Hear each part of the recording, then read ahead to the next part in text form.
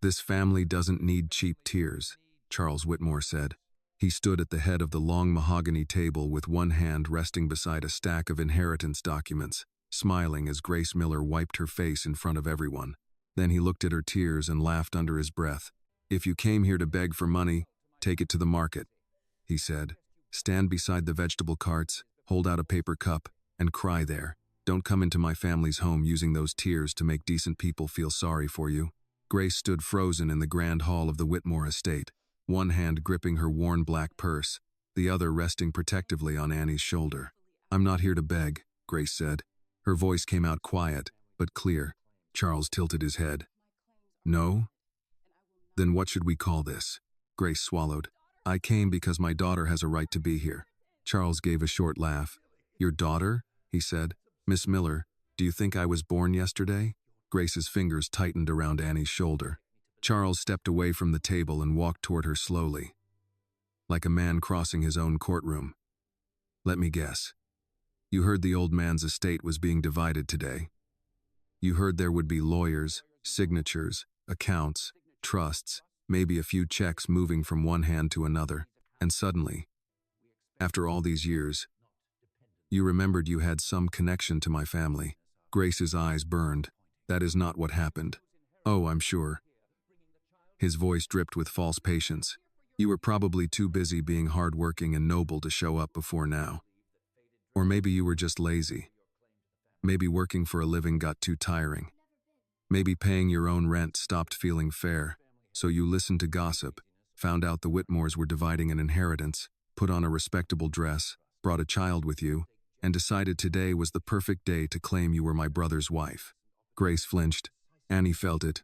The girl looked up at her mother, then at the man in the expensive suit. Her small face tightened, confused and angry at the same time. Grace said, "I never said I was his wife." Charles raised his eyebrows.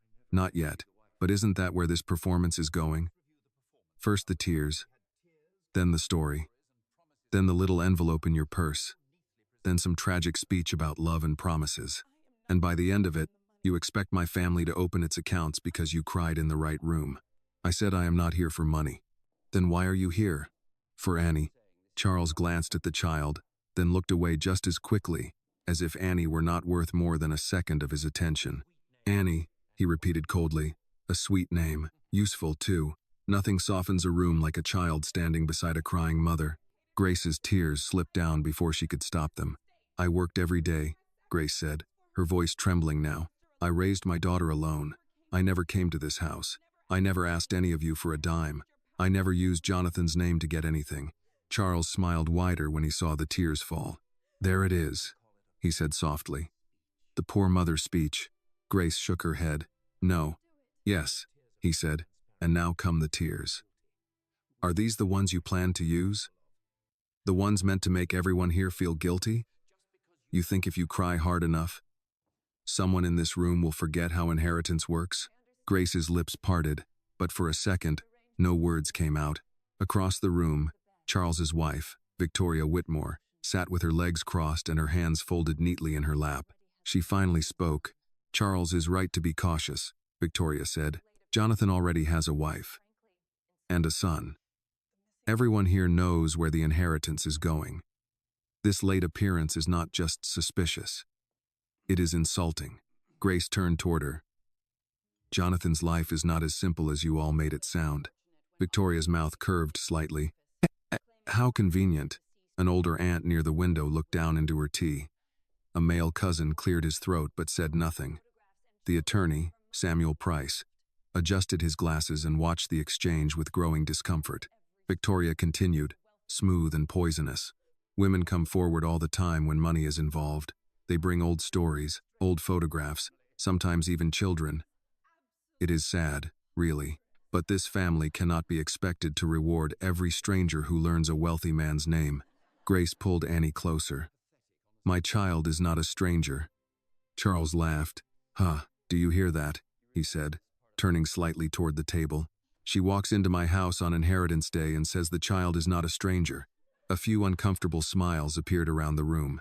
Then footsteps sounded from the right side of the hall. A teenage boy walked in from near the staircase, dressed in a navy blazer, khaki pants, and loafers that looked brand new. This was Preston Whitmore, Charles's son. He walked toward Grace slowly, looked down at Annie, then back at Grace, and he laughed straight in her face.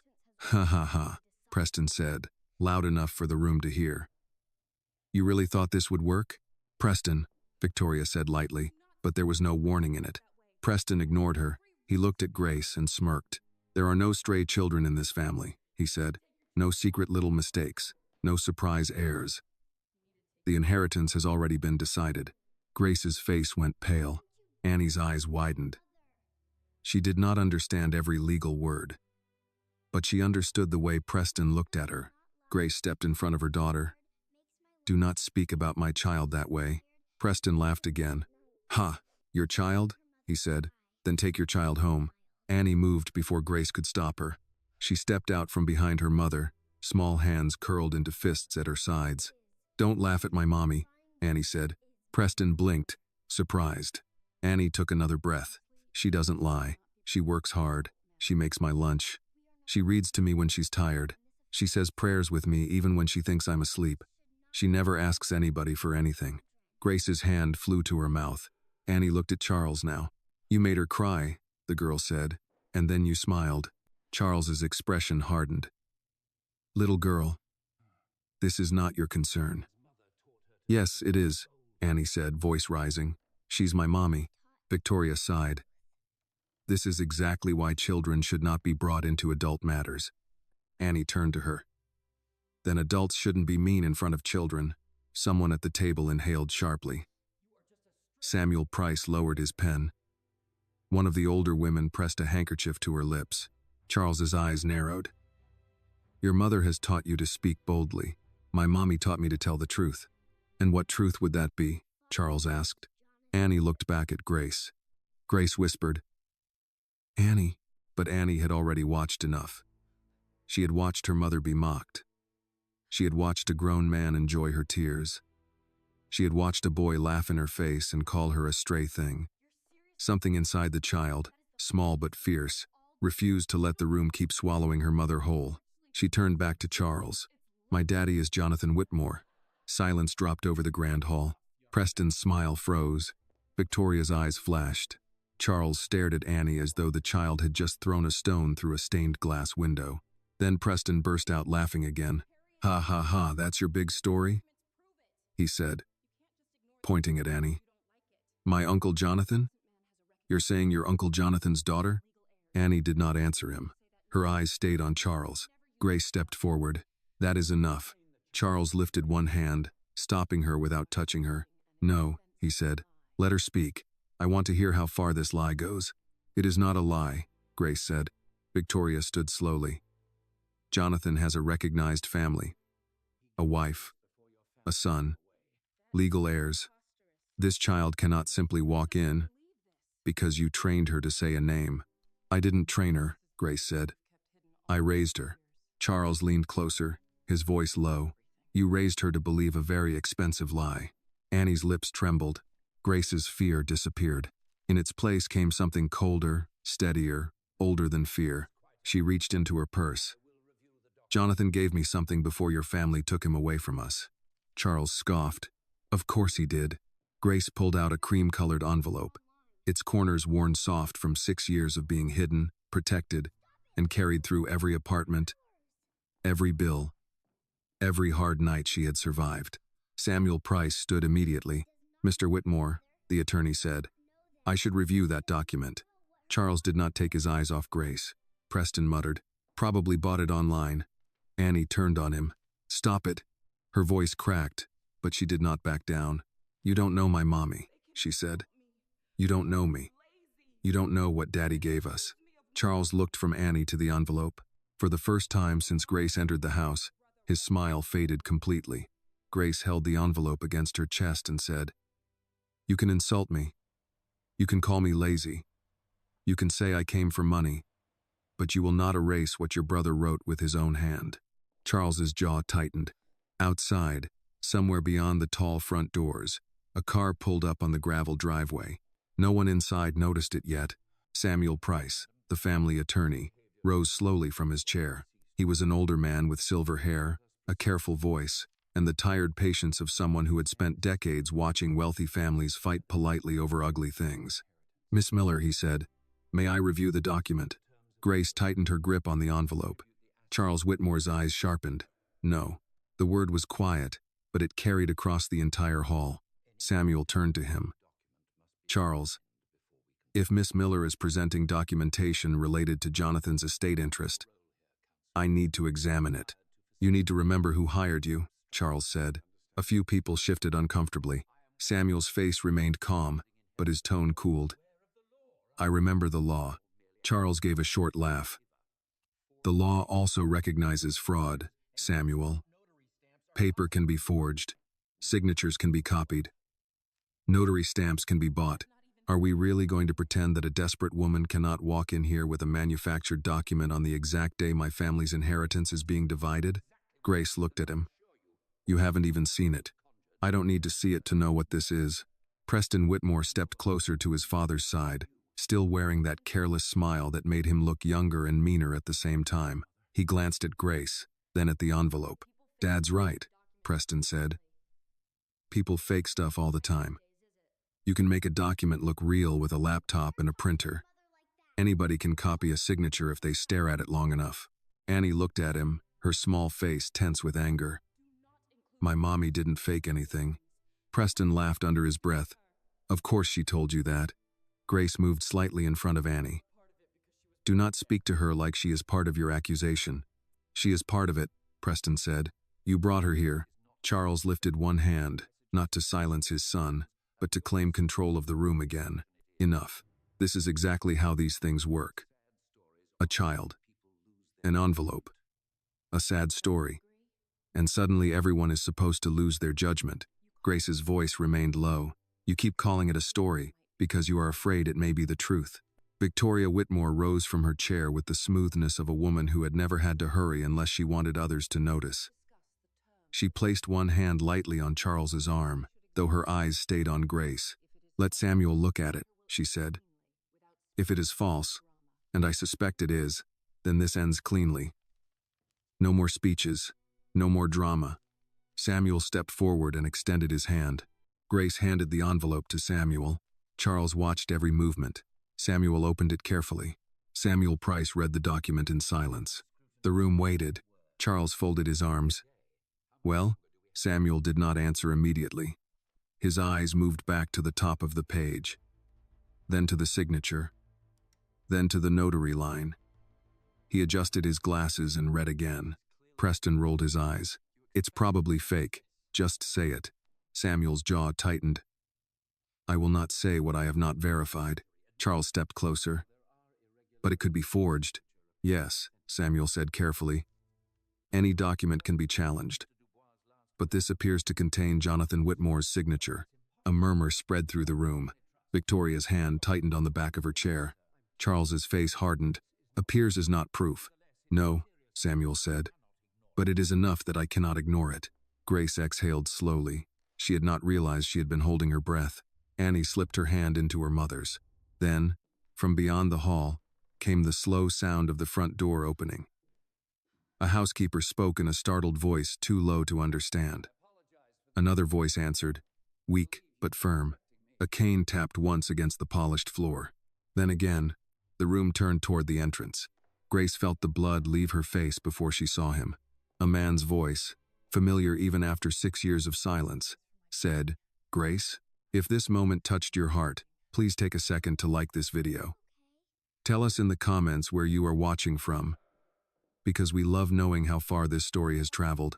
And if you believe in truth, justice, and stories that stay with you, please subscribe to the channel for more." Grace did not turn around at first. She could not. For 6 years, she had trained herself not to imagine that voice, because imagining it had once nearly broken her. She had heard it in grocery aisles, in traffic, in the low murmur of men passing behind her at church. She had dreamed of it when Annie was a baby and woke crying at 2 in the morning. She had hated that voice, missed it, prayed against it, and prayed for it, sometimes in the same breath. Now it stood behind her in the grand hall of the Whitmore estate, saying her name like the years had not buried it. "Grace?" Annie looked up at her mother. "Mommy?" Grace forced herself to turn. Jonathan Whitmore stood just inside the entrance, one hand wrapped around the handle of a dark wooden cane. He was thinner than she remembered. His shoulders had narrowed, and there were lines beside his mouth that had not been there before. His dark hair, once careless and thick, had been cut short, practical, almost severe, but his eyes were the same. That was the worst of it. His eyes were still the same warm gray blue that had once made Grace believe a man born inside a house like this could still choose love over pride. For a moment, no one spoke. The housekeeper stood behind him, pale and uncertain, as if she had accidentally let a ghost through the door. Beside Jonathan was a woman in a navy suit carrying a leather briefcase. She was in her 50s, composed, with silver threaded through her brown hair, and the steady expression of someone who had come prepared for resistance. Grace did not know her, but she knew immediately that the woman was not Whitmore family. She had the look of a person who entered rich rooms without needing permission from the rich people inside them. Charles was the first to move. "What are you doing here?" he demanded. Jonathan did not look at him. His eyes stayed on Grace. She felt Annie press against her leg. "Mommy," Annie whispered again, softer this time. "Is that him?" Grace's throat closed. Jonathan heard the question. His eyes moved down slowly, carefully, as though he was afraid the child might vanish if he looked too fast. He saw Annie's face, the small chin, the wide eyes, the shape of her mouth. He saw the photograph still half visible in the open pocket of her yellow backpack. He saw Grace's hand resting protectively on Annie's shoulder. Something in him broke open. He took one step forward, then stopped himself. The cane touched the floor with a hollow sound. "Annie," he said. It was not a question. The child stared at him. Charles came around the table quickly. "Jonathan, this is not the time." Jonathan finally looked at his brother. "It seems to be exactly the time. You should not be here. I am aware that you preferred it that way." The words were quiet, but they hit the room harder than shouting would have. Victoria's face tightened. Preston stepped back toward his mother, suddenly less eager to laugh. Samuel Price still held the document in one hand. The paper trembled slightly, though his face remained controlled. Charles lowered his voice. "You are not well enough for this." Jonathan smiled faintly, without humor. "That has been your favorite sentence for 6 years." The woman beside Jonathan stepped forward. "My name is Rebecca Hall. I am Mr. Jonathan Whitmore's independent counsel. He is medically and legally competent to attend this meeting, review matters related to his personal estate, and make binding statements regarding his heirs." Charles turned on her. "This is a private family meeting." Rebecca opened her briefcase. "Then it is fortunate I brought documents proving my client is family." A few people shifted. The old aunt near the window whispered, "Lord have mercy," as if the words had escaped before she could stop them. Jonathan took another step toward Grace. He still did not reach for her. That restraint hurt more than if he had. Once, he would have crossed any room to touch her hand. Now 6 years stood between them like another person. "Grace," he said, "I looked for you." Grace's eyes burned, but she did not let the tears fall this time. Not here. Not while Charles could watch them and mistake them for weakness. "I wrote to you," she said. "I know that now. You never answered. I never saw them." The room seemed to tilt beneath her. "What?" Jonathan looked at Charles, then at Victoria, then back to Grace. "I woke up after the accident and they told me you had taken money and left Atlanta. They said you didn't want to see me. They said there was no child." Grace felt Annie's small fingers slide into her palm. Victoria spoke quickly. "Jonathan, you were recovering. There were many misunderstandings." Jonathan's jaw tightened. Misunderstanding is when a message is misplaced. This was not misplaced. Charles stepped closer. "You were in no condition to handle stress. The doctors said I needed rest, not lies. You nearly died. And when I lived, you decided what pieces of my life I was allowed to have." That silenced even Preston. Grace looked at Jonathan's cane, at the way his right hand gripped it harder than necessary, at the faint tremor in his leg when he stood too long. The anger she had carried for years did not disappear. It changed shape. It became something heavier, more complicated. She had built a wall around the belief that Jonathan had abandoned them. Behind that wall, she had raised Annie, paid bills, answered hard questions, and survived lonely nights. If he had not abandoned them, then someone had stolen more than money. Someone had stolen time. Annie stepped half out from behind Grace. Jonathan saw the movement and lowered himself slowly, carefully, until one knee touched the polished floor. The effort cost him. Grace saw it in the tightening around his eyes, but he did it anyway, bringing himself closer to Annie's height. "Hi," he said. Annie studied him with solemn suspicion. "Are you really my daddy?" A sound moved through the room. Not quite a gasp, not quite a sigh. Jonathan reached into the inside pocket of his coat and pulled out a worn photograph. He did not hand it to her right away. He showed it to Grace first. Grace's breath caught.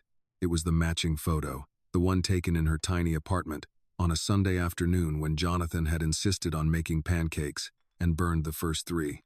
In the picture, Grace was pregnant, laughing despite herself, one hand on her stomach while Jonathan leaned down and kissed the place where Annie had kicked moments before. Grace had kept her copy under Annie's pillow for years. Jonathan had kept his.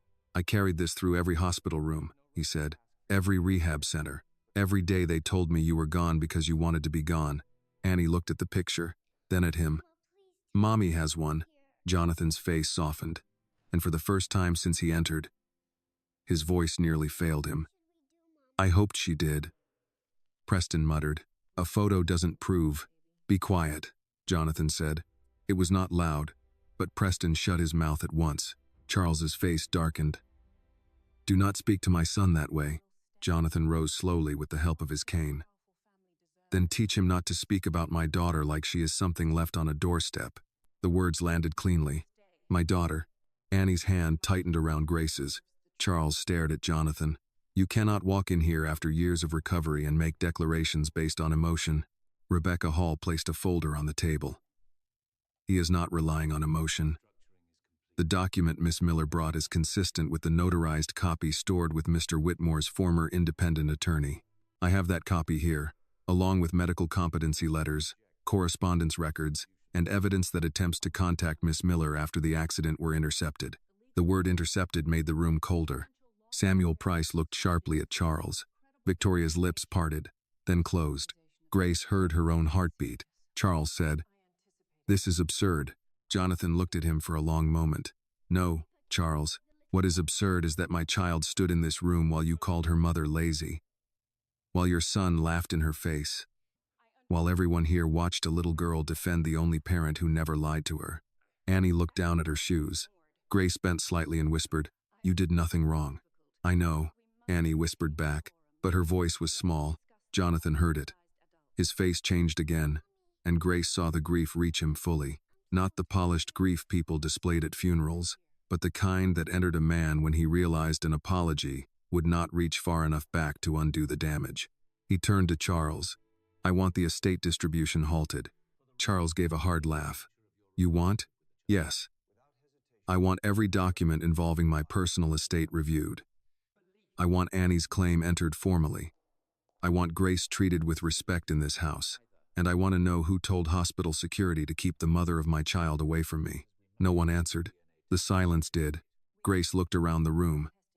At the cousins who had smirked. At the women who had stared into their tea. At Samuel Price, who now seemed to understand he had been called to divide an estate built on an omission. At Victoria, whose smooth face had begun to crack around the edges. At Preston, suddenly looking less like a prince, and more like a boy who had repeated a family sin before understanding its cost. Then she looked at Charles. He was no longer smiling. For 6 years, Grace had imagined this moment in 100 ways. In some versions, she screamed. In others, she walked out before anyone could stop her. In the loneliest versions, Jonathan looked at Annie and turned away. But he had not turned away. He stood there, damaged but present, late but real, with the truth finally stepping into the room behind him. Jonathan looked at Grace again.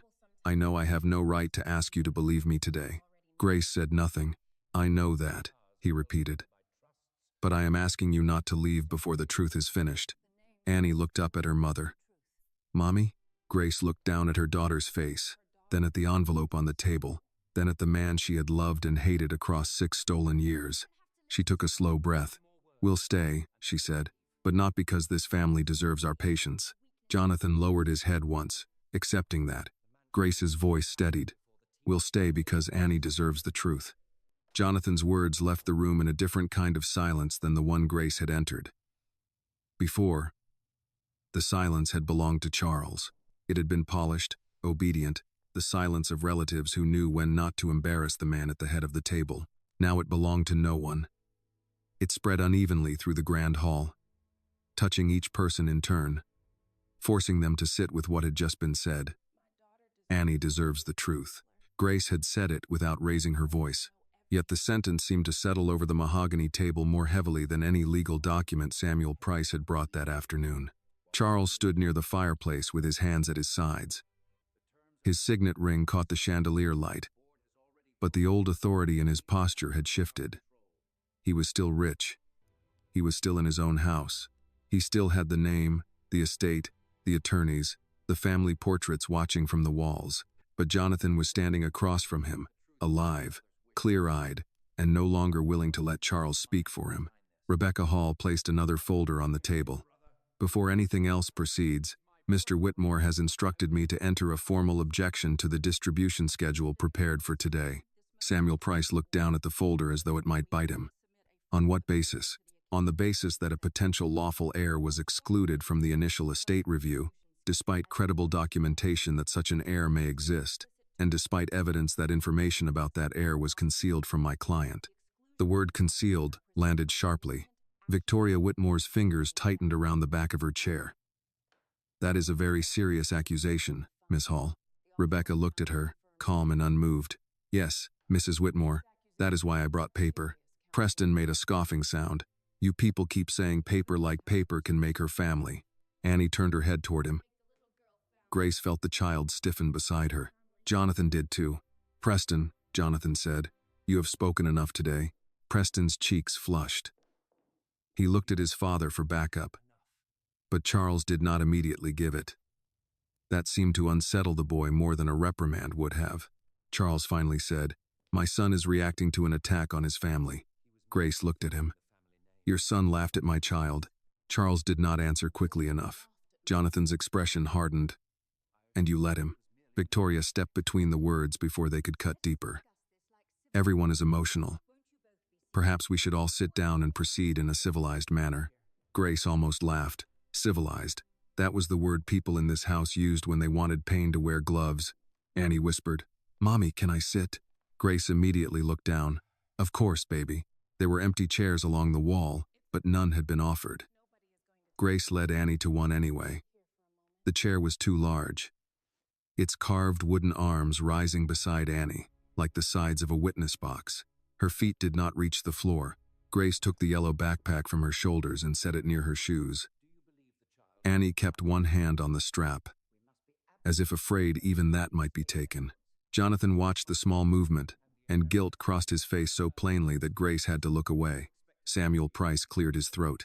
Mr. Jonathan Whitmore, before we go any further, I need clarity. Are you stating, for the record, that you believe this child, Annie Miller, is your biological daughter? Jonathan did not hesitate. Yes. A murmur moved through the family. Charles snapped. Belief is not proof. No, Jonathan said, but your disbelief is not proof either. Samuel held up one hand, trying to restore order. A DNA test can be arranged. Until then, any formal recognition would be premature.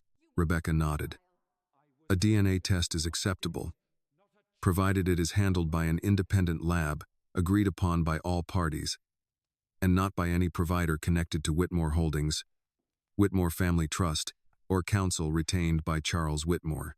Charles gave her a cold look. You came prepared to distrust us. I came prepared because my client spent 6 years being managed by people who believed they had the right to decide what truth he could handle. Victoria's face tightened again. Jonathan was fragile. Jonathan turned to her. I was injured. Not dead. Not a child. Not property. That last word quieted the room.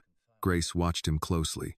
There was anger in him, yes, but there was also exhaustion. His hand pressed harder against the cane whenever he stood too long.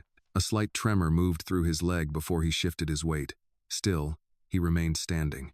Grace knew stubbornness when she saw it. She had lived on stubbornness for years.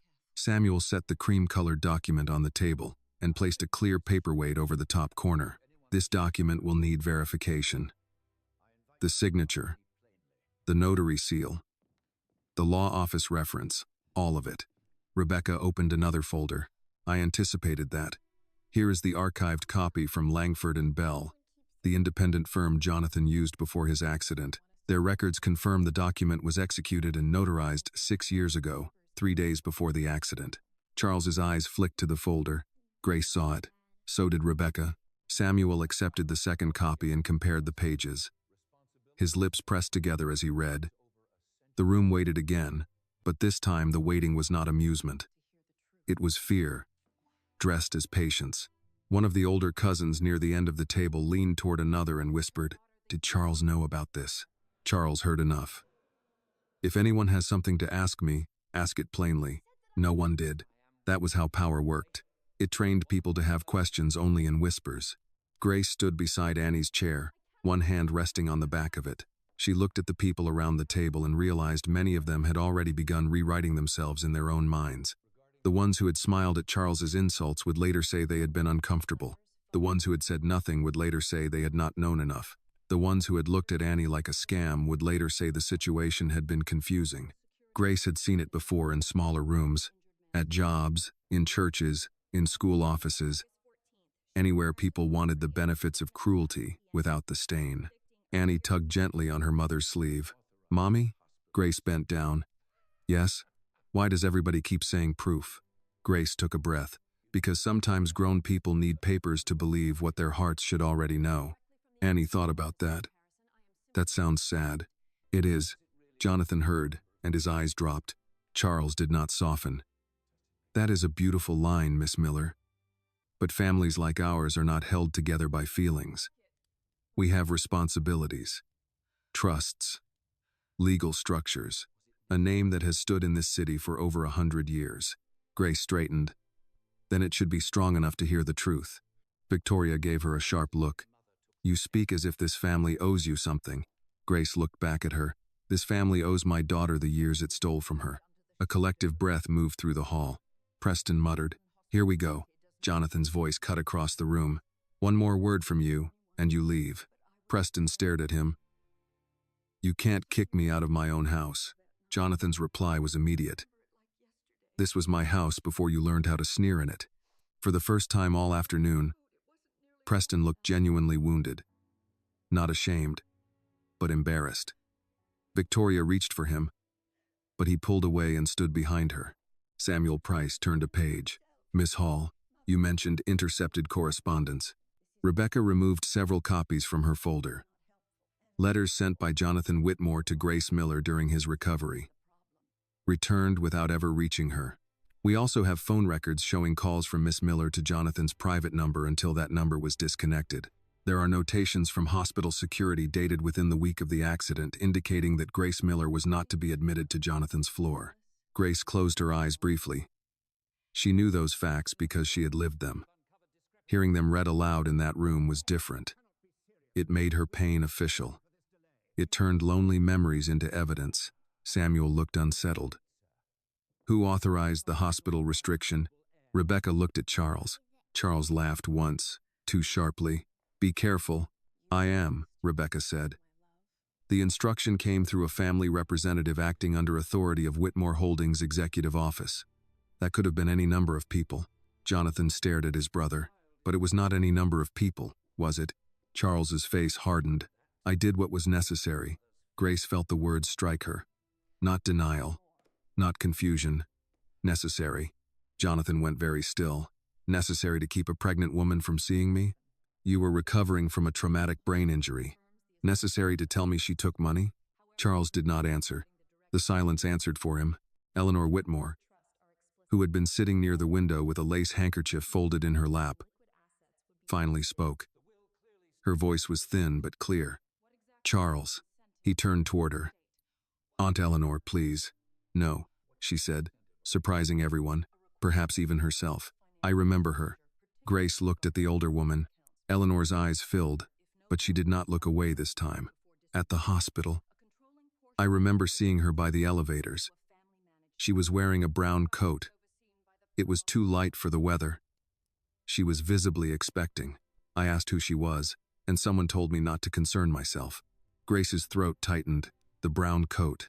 She had worn it because it was the only one that still buttoned over her stomach. Eleanor's hand trembled. I should have concerned myself, Victoria said softly. Eleanor, this is not helpful. The old woman turned toward her. No, dear, that is exactly the problem. I spent too many years being helpful to the wrong people. For a moment, no one knew what to do with that. Charles looked furious now. Not loud. Not wild. Just stripped of the comfort of everyone's cooperation. Rebecca gathered the documents into a neat line on the table. Given the documentation, the witness recollection, and Jonathan's formal statement, any distribution excluding Annie Miller would be reckless and legally vulnerable. Samuel Price slowly nodded. I agree that the distribution must be paused, pending review. Charles turned on him. You agree? I do. You work for this family. I work for the estate. And the estate cannot knowingly disregard a potential heir. The word heir changed Annie's posture. She looked up at Grace. Is that me? Grace touched her cheek. It might be, baby, but you are still just Annie. Annie seemed relieved by that. Jonathan smiled faintly, and the look on his face broke Grace's heart in a new place. He was watching a child he had never tucked into bed, never carried through a fever, never heard sing off-key in the bathtub. He was watching his daughter learn a word that should never have entered her life through humiliation. Charles saw the tenderness and seemed to resent it. You are all moving too fast, he said. One emotional entrance, one old envelope, and suddenly this entire family is expected to rearrange itself around a stranger. Annie looked down. Grace's voice went quiet. She is not a stranger. Charles's eyes moved to her. She is to me. Jonathan stepped forward, cane striking once against the floor. That is your failure, not hers. The room held its breath. Rebecca closed her briefcase halfway but did not latch it. There is more. Charles's expression shifted. More? Yes, she said. My client requested a review of his personal holdings and any family trust provisions affected by the existence of a direct descendant. That review revealed a financial incentive for excluding Annie Miller from today's proceeding. For the first time, Charles did not speak. Grace looked from Rebecca to Jonathan. Jonathan's face was grim. Samuel Price frowned. What kind of incentive? Rebecca looked directly at Charles as she answered. If no lawful child of Jonathan Whitmore was recognized before today's distribution, a controlling portion of his personal estate would transfer into a family-managed trust currently overseen by Charles Whitmore. The hall went silent again, but this silence had a pulse. Grace felt Annie lean against her. Charles's ringed hand curled into a fist, and Jonathan, still standing with the help of his cane, looked at his brother as if he were finally seeing the full shape of the betrayal. So that's what my daughter was worth to you, he said. Control. Charles Whitmore did not answer his brother. For the first time since Grace had stepped through the front doors of the estate, Charles seemed to understand that silence could be used against him. He had used it all afternoon, letting the room sit quietly while Grace was insulted, while Annie was dismissed, while Preston laughed as if cruelty were a family talent. But now the silence belonged to Jonathan. It belonged to Rebecca Hall's documents. It belonged to Samuel Price's uneasy expression. It belonged to every person at the table who had just heard that Annie's absence from the inheritance would not merely preserve the Whitmore name. It would strengthen Charles's control. Control. The word remained in the room like smoke after a fire. Grace stood behind Annie's chair, her hand resting gently on her daughter's shoulder. She could feel Annie breathing under her palm, small and steady, but too alert for a child. Annie was listening to every word. Grace wished she could send her out to the garden, or to the kitchen, or anywhere with sunlight and ordinary noises. Children should not have to learn how adults hid greed behind family tradition. They should not have to sit in rooms where people weighed their existence against shares, trusts, and reputation. But Grace also knew that sending Annie away now would make the girl feel as though the truth about her belonged to everyone except her. Charles's jaw flexed. You are twisting routine estate planning into something sinister. Rebecca Hall opened one more folder. Routine estate planning does not usually require keeping a potential heir from the record. She was not an heir, Charles said. Jonathan's cane struck the floor once, not loudly, but enough. She was my daughter before you had a chance to deny it. Charles turned toward him. You do not get to walk in here after years of absence and accuse me of betrayal. Jonathan's face did not change, but Grace saw his grip tighten around the cane. Years of absence you helped create. I kept this family stable. You kept me isolated. You were sick. I was recovering. You were vulnerable. I was lied to. The exchange moved back and forth without raised voices, which somehow made it more brutal. These were not strangers arguing over a misunderstanding. These were brothers, standing in a house built by people whose portraits stared down as though blood could never rot. Grace watched Charles and realized his anger was not just fear of exposure. It was offense. He was offended that Jonathan would dare claim a life outside the one Charles had approved, offended that Grace had not stayed buried, offended that Annie, a child he had mocked minutes earlier, might have the legal power to disturb his plans. Samuel Price leaned over the documents again. Charles, I need to ask you directly. Were you aware of the provision that transferred a controlling portion of Jonathan's personal estate into the family-managed trust if he had no recognized child? Charles looked at the attorney with open disgust. You drafted the distribution schedule based on information provided to my office, based on available records. Rebecca said, records your office received from Charles's team, not from Jonathan. Victoria stepped forward, her voice smooth but tighter than before.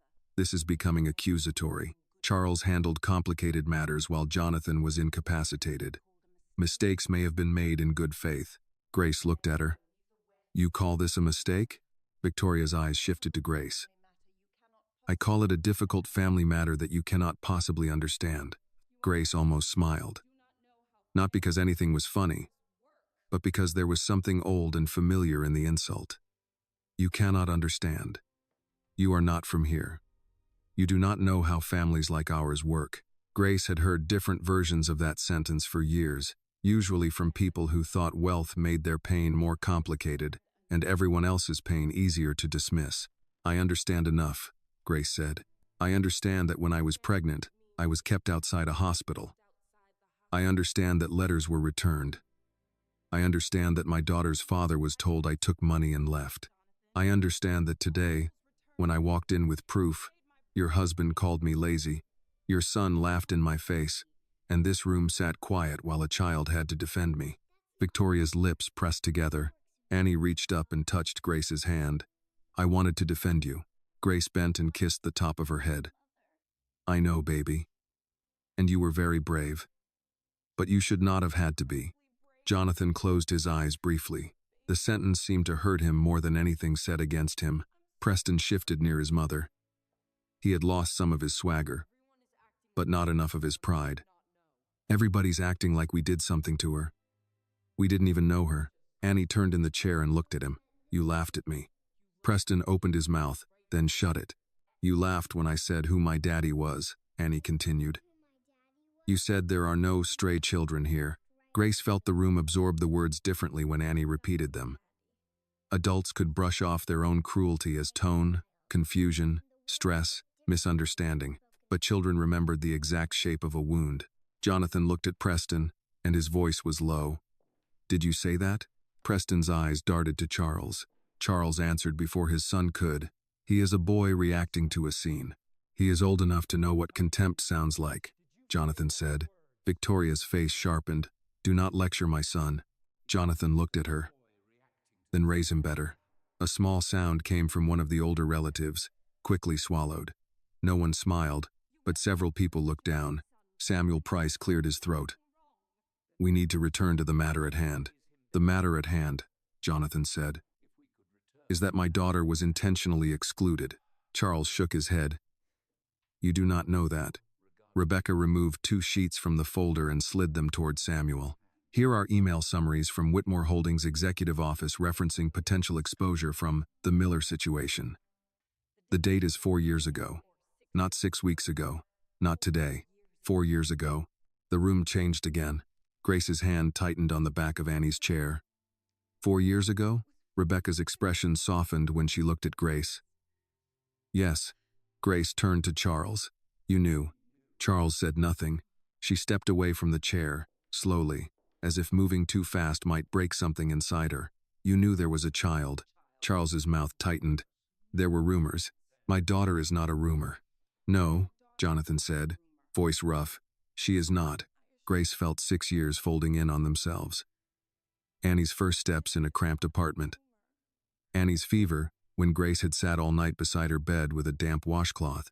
Annie asking why other children had grandmothers at school programs and she did not. Grace telling her that some families lived far away because the truth was too heavy for a child. And all the while, Charles had known enough to name them a situation. A situation. Not a mother. Not a baby. Not Jonathan's child.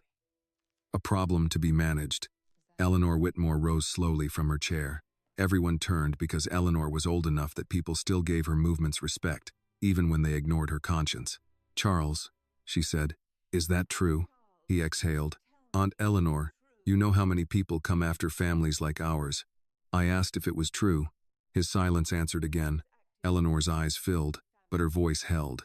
I saw Grace at the hospital. I remember her coat. I remember her standing there as if the floor might fall away under her, and I did nothing. I told myself I did not know enough. I told myself it was not my place. She looked at Annie then, and the shame in her face aged her another 10 years. But a child does not disappear because adults refuse to look at her. Victoria whispered, Eleanor, please sit down. No, Eleanor said. I have sat down long enough. Grace did not know what to do with the apology beginning to form in that old woman's eyes. She was not ready to receive it. She was not even sure it belonged to her yet. Some apologies were not gifts. Some were debts finally brought to the door. Charles turned away from Eleanor and faced the room. This is emotional manipulation. All of it. We have a process. We will order tests, verify documents, and determine whether there is any legal basis for this claim. Until then, no one is changing a single line of the estate distribution. Samuel Price put the document down. Charles, the distribution is already paused. Charles stared at him. You do not have that authority. I do, under the circumstances. You work for us. I work for the estate. Samuel said, firmer now. And if the estate knowingly proceeds while excluding a credible heir, every signature in this room becomes vulnerable. That word struck the gathered relatives harder than moral shame had. Vulnerable. Legal exposure. Personal consequences. Suddenly, the people who had looked away from Grace began looking directly at the papers, not because they had become kinder, but because justice had finally found a language they feared. Rebecca latched her briefcase halfway. My client is requesting immediate preservation of all records related to the Miller matter, hospital access instructions, returned correspondence, estate planning communications, and internal trust discussions. Charles laughed once, cold and humorless. You came here to start a war. Jonathan looked at Grace, then at Annie, then back to Charles. No, I came here because the war started 6 years ago, and you made sure only one side knew it. Annie slid off the chair and walked to Grace, pressing herself against her mother's side. Grace wrapped an arm around her. The child was not crying, but she was tired. Grace could feel it in the way Annie leaned her full weight into her hip. Jonathan noticed. Annie, he said gently, would you like to sit somewhere quieter for a few minutes? Annie looked at him with guarded curiosity. Is Mommy coming? Only if she wants to. Grace appreciated that. He did not assume. He did not reach. He did not try to become a father in a single afternoon because the blood said he could. Annie shook her head. I want to stay with Mommy.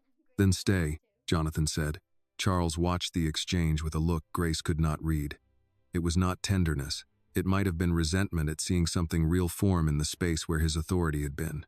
Samuel began gathering the estate papers. This meeting cannot proceed as scheduled. A wave of whispers rose at the table. Victoria looked at Charles. Do something. Charles's eyes remained on Jonathan. This is not over. Jonathan's reply was quiet. No, it is finally beginning. Grace looked toward the tall windows. Outside, the late afternoon sun had shifted across the lawn. The gravel drive still held the dark car Jonathan had arrived in. 6 years ago, Grace had left this house's orbit in fear. carrying an unborn child and a paper no one knew she had. Today, she stood in the same house with Annie beside her, Jonathan across from her, and Charles no longer able to make the truth disappear by calling it cheap. But the truth was not victory yet. It was only the door opening. Rebecca turned another folder toward Samuel. "There is one more matter we need entered before anyone leaves." Charles stiffened. "What now?" Rebecca looked at Grace first, then at Jonathan. Her voice was calm, but the room seemed to lean toward it. The hospital restriction was not the only interference. "We have reason to believe the original record of Jonathan's acknowledgement was removed from internal family files after the accident." Jonathan's face went pale with fury. Samuel whispered, "Removed by whom?" Rebecca did not look away from Charles. "We are still verifying the chain," she said. "But the first authorization bears Charles Whitmore's executive code." The room fell utterly still. Grace felt Annie's hand slip into hers. Jonathan turned toward his brother, and this time his voice was almost a whisper. "You didn't just hide them from me," he said. "You tried to erase them." Jonathan's whisper seemed to reach places in the room that shouting could not have touched. "You tried to erase them." The words did not accuse Charles of a mistake, or poor judgment, or protecting a fragile brother during a medical crisis. They named the thing plainly: erasure. The kind done with signatures, locked files, quiet phone calls, and the confidence that nobody poor enough, black enough, or powerless enough would ever force the truth back into the house. Charles stood very still. His face had gone pale beneath the practiced tan, but his eyes remained hard. He looked first at Rebecca Hall, then at Samuel Price, then at the relatives gathered around the table as though measuring which of them might still be useful. Grace saw him doing it. She had seen that look before in managers, landlords, hospital clerks. People who did not feel guilt until they knew there might be witnesses. "That is a wild accusation," Charles said. Rebecca did not blink. "It is a documented concern." "A concern is not proof." "No," she said, "but an executive authorization code attached to a missing family record is not nothing." Preston, who had been quiet for several minutes, found his voice again. "Dad, they're trying to trap you." Charles lifted a hand without looking at him. "Enough." But Preston stepped forward anyway, his face flushed. "No, this is insane. Some woman shows up with a kid and a dusty envelope. Uncle Jonathan walks in after being gone forever. And now everyone is acting like Dad is the criminal. He held this family together. He ran everything while you were off in hospitals and rehab centers." Jonathan looked at him, not angrily this time, but with a sadness that seemed to unsettle the boy more than anger would have. "Preston, holding a family together does not mean deciding who gets to be human inside it." Preston scoffed, but the sound lacked force. "You don't know what it was like." "No," Jonathan said. "I know what it was like to wake up and be told the woman I loved had sold me for a check." Grace's breath caught.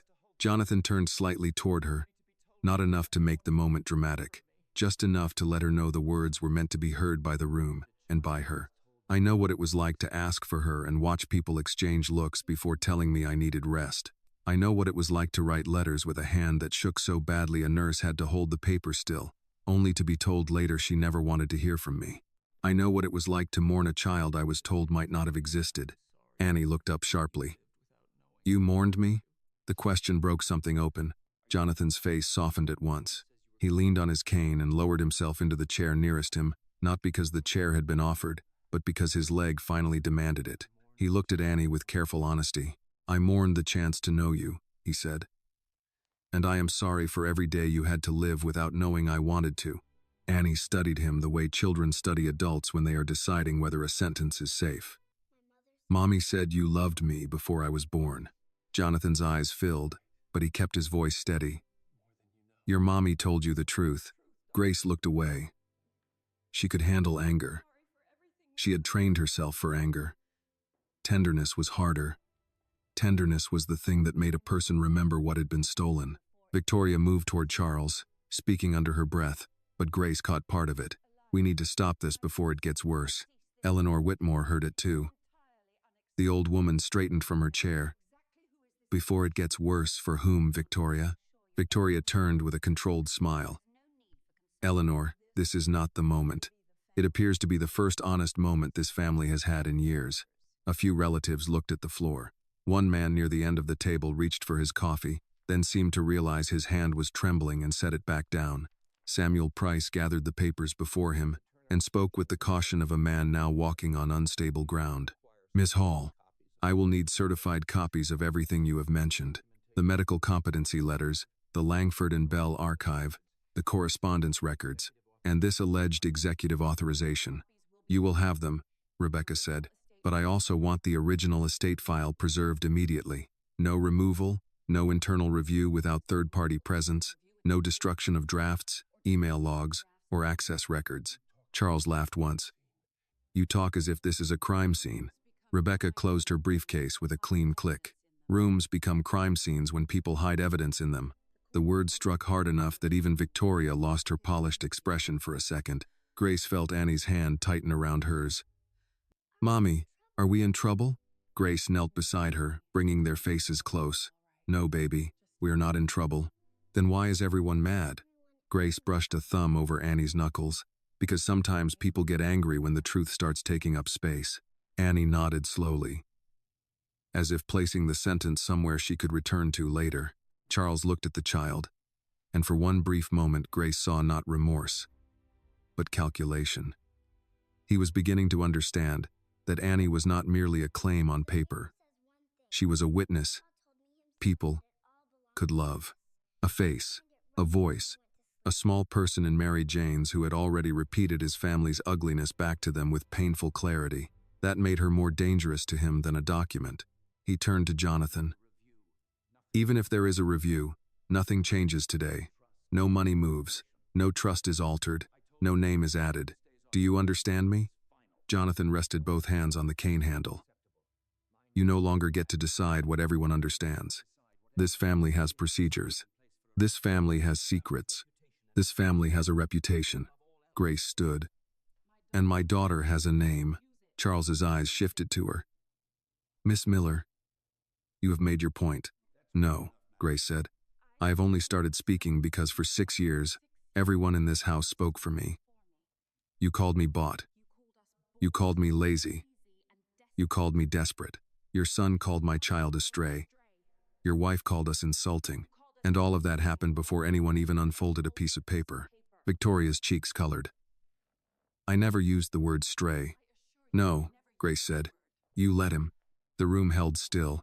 Grace could feel her own heartbeat, but her voice did not shake. You all keep talking about inheritance like it is only money, but my daughter lost more than money. She lost birthdays with her father.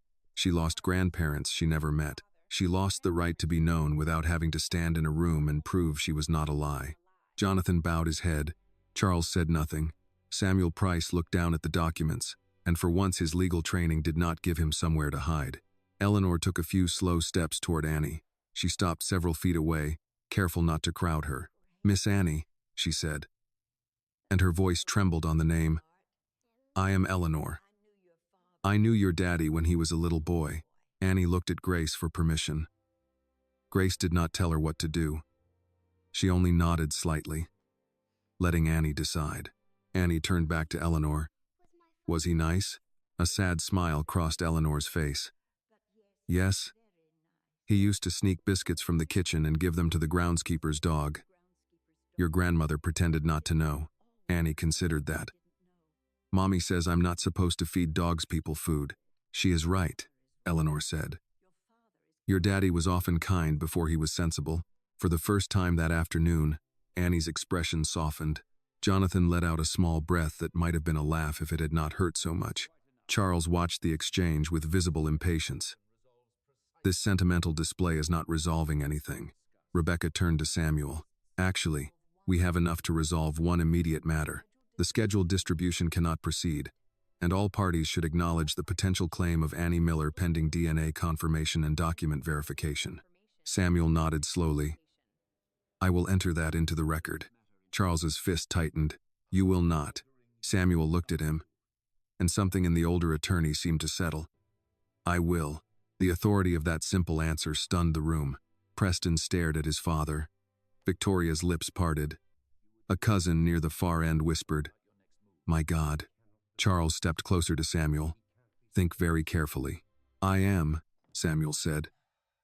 Perhaps later than I should have, but I am. Grace saw Eleanor close her eyes briefly. As if those words had reached her too, Jonathan pushed himself to his feet again. Grace saw the pain flash across his face, but he stood anyway. I want Annie formally acknowledged as my daughter for purposes of this review. Samuel hesitated. Pending confirmation, Jonathan cut in, calm but absolute. For purposes of this review, Samuel, I am not asking your permission to know my child, Rebecca added. The formal wording can note biological confirmation pending. But Jonathan's personal acknowledgement is legally significant. Samuel nodded. Then it will be entered.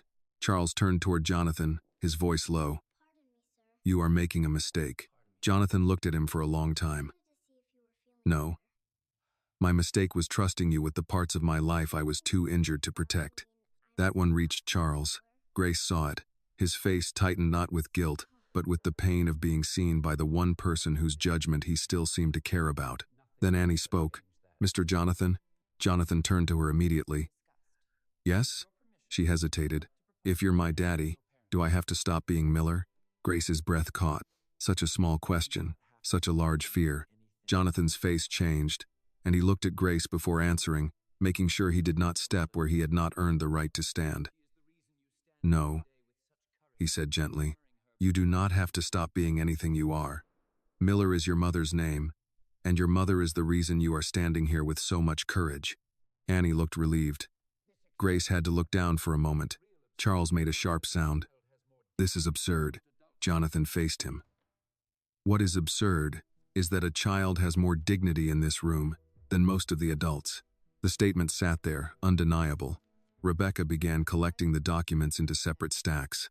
We will need a private room to arrange next steps. DNA testing, preservation notices, trust review, and temporary suspension of distribution. Samuel nodded. The library. Charles said, no, but no one moved to obey him. That was when Grace understood the first real shift had happened. Charles was still powerful, still wealthy, still dangerous, but his command no longer filled the entire house. Other people had begun to hear the difference between authority and truth. Jonathan turned to Grace. Will you and Annie come into the library? Only if you choose to. Grace looked at Annie. Do you want to stay? Annie glanced at Charles, then Preston, then Jonathan. Finally, she slipped her hand fully into Grace's and said, I want to stay with you. Grace stood tall. Then we'll come. As they moved toward the library, Charles remained in the hall, still as one of the portraits above him. Grace passed close enough to see his signet ring pressed into his palm. Annie looked back once, not with fear this time, but with the solemn curiosity of a child, learning that even rich men could be wrong. At the library door, Jonathan stopped and looked at Charles over his shoulder. You wanted them outside the family, he said, but the truth has a way of coming home without asking permission. Then he opened the door, and Grace walked in with Annie beside her, carrying not victory yet, but something close to the beginning of it. The library smelled of old leather, beeswax, and paper that had been left undisturbed for too many years. Tall shelves climbed toward the ceiling on 3 walls, filled with hardbound legal volumes, family histories, first editions no one had probably opened in decades, and framed photographs of Whitmore men shaking hands with governors, mayors, and university presidents. A large globe stood near the window, its brass stand polished so brightly it reflected the afternoon light. The room was warmer than the hall, but Grace did not feel warm. She felt as if she had stepped into the private heart of the house, the place where decisions had been made long before anyone bothered to explain them to the people they would hurt. Annie stayed close to her, one hand wrapped in Grace's and the other holding the strap of her yellow backpack. The child's eyes moved across the shelves, the fireplace, the deep green armchairs, the heavy curtains pulled halfway back from the tall windows. There was a bowl of peppermints on a side table. Annie looked at it, then looked away. Even candy seemed suspicious in that house, Jonathan noticed. Would you like one? Annie shook her head. He nodded once, accepting the answer without pressing. All right. Grace appreciated that more than she wanted to. Jonathan had not tried to soften Annie with gifts, or charm, or the kind of forced cheer adults used when they wanted a frightened child to become convenient. He simply let her say no. Rebecca Hall set her briefcase on the long library table and began arranging folders in neat rows. Samuel Price entered behind her, carrying the cream-colored document and the archived copy from Langford and Bell. Eleanor came in quietly and took a chair near the window. Victoria followed Charles into the room, her posture still straight, but the calm around her had thinned. Preston came last, though no one had invited him. He leaned near the door with folded arms, trying to look bored and looking instead like a boy who had realized the adults might not be able to protect him from what he had said. Charles did not sit. "This is unnecessary," he said. Rebecca opened a folder without looking up. Then it should be easy to resolve. Charles's eyes narrowed. "Do not mistake paperwork for truth." Grace gave a quiet, humorless laugh before she could stop herself. Everyone looked at her. She had not meant to laugh. But after everything Charles had said about stories, lies, fraud, and documents, the sentence had landed too crooked to stand. Charles turned toward her. "Something amusing, Miss Miller?" "No," Grace said, "just familiar. When I had no paper, you said I had no proof. Now there is paper. And you say paperwork is not truth. It must be exhausting moving the door every time someone reaches it." Jonathan looked down, but Grace saw the corner of his mouth tighten as if he had almost smiled. Annie looked up at her mother with quiet pride. Samuel cleared his throat. "Let us begin with what can be established. The document Miss Miller provided appears consistent with the copy Miss Hall has produced from Langford and Bell. It bears Jonathan Whitmore's signature, a notary seal, and language acknowledging any child born to Grace Miller as having a claim on Jonathan's personal estate." Charles cut in. "Appears consistent." "Yes," Samuel said. "I am choosing my words precisely." "Then choose all of them." "It has not been authenticated," Rebecca said. "Authentication will be completed, but until then, the estate distribution cannot proceed." Charles looked at Samuel. "And you agree with that?" Samuel's face had the weary firmness of a man who disliked conflict but disliked malpractice more. "I do." Preston scoffed. "So anybody can walk in with a piece of paper and stop a family inheritance?" Jonathan looked at him. "No, but when that paper has my signature and names my child, decent people stop long enough to check." Preston's face reddened. "You keep saying child like that proves everything." Annie spoke before Grace could stop her. "I am a child." The room went still. Preston looked at her, startled by the simplicity of it. Annie continued, not loudly, not angrily, just honestly.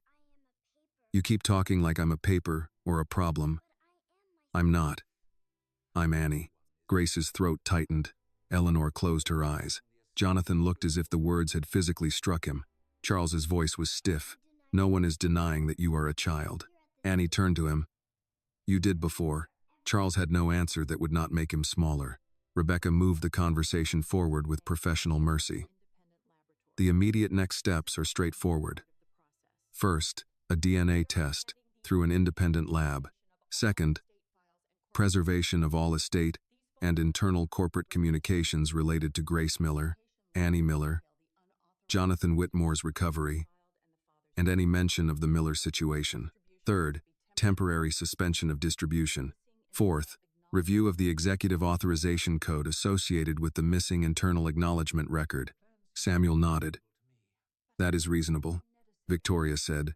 "Reasonable to whom? You are asking this family to open private files because of a claim not yet proven." Rebecca looked at her. "I am asking this family to preserve private files because there is credible evidence that some of those files were altered or removed." Victoria's jaw tightened. "You make it sound criminal," Jonathan said. "It may be." Charles pointed a finger at him. "Be very careful." Jonathan leaned slightly on his cane. "I have spent 6 years being careful because people told me I was too weak for the truth. I am finished being careful with lies." Grace looked at him then, really looked. She saw the man she had loved beneath the damage, beneath the years, beneath the expensive coat that hung differently on his thinner frame. But she also saw the years he had missed, years she had lived one bill and one bedtime at a time. The ache in her chest did not know what to do with him. Part of her wanted to ask why he had not fought harder. Another part knew that question might not be fair. Pain did not always care about fairness. Annie tugged at Grace's sleeve. "Mommy, what's a DNA test?" Grace crouched beside her. It's a test that can show if people are related. Like family? Yes. Annie looked at Jonathan. Will it hurt? Jonathan answered gently. No. Usually it is just a swab inside your cheek. Like a little cotton stick. Annie touched her cheek. That's all? That's all. She thought about it, then asked, If it says you're my daddy, do I have to hug you? Jonathan's face changed. Something like grief and tenderness crossed it at once. No, he said. You never have to hug anyone just because a paper says something. Not even me. Grace had to look away again. Eleanor whispered, Good answer. Charles shot her a look. The old woman met it for the first time that afternoon and did not look down. Samuel made a note. The lab can be arranged by tomorrow morning. Rebecca shook her head. Not by Whitmore Council alone. My office will coordinate with an agreed independent provider, Charles said. This is my family's estate, and my daughter's future, Grace said. He turned toward her. You have been very quick to speak of future benefits. Grace straightened slowly. Do not do that. Do what? Pretend my concern for Annie's future is greed. I have worried about her future with empty cabinets, with overdue light bills, with school forms asking for a father's information I could not provide because your family took the truth and locked it away. So yes, Mr. Whitmore, I am speaking about her future, not because I came here hunting for money, but because I refuse to let you shame me for protecting what belongs to my child. Annie pressed herself closer to Grace's side. Jonathan looked at Charles. Apologize? The word startled everyone. Charles stared at him. Excuse me? Apologize to Grace. Victoria gave a soft, incredulous laugh. Jonathan. Surely, you do not think. And to Annie, Jonathan said. Preston pushed off the door. For what? Jonathan turned toward him. If you do not know, then your parents have failed you even more than I thought. Preston's face flushed dark. Dad?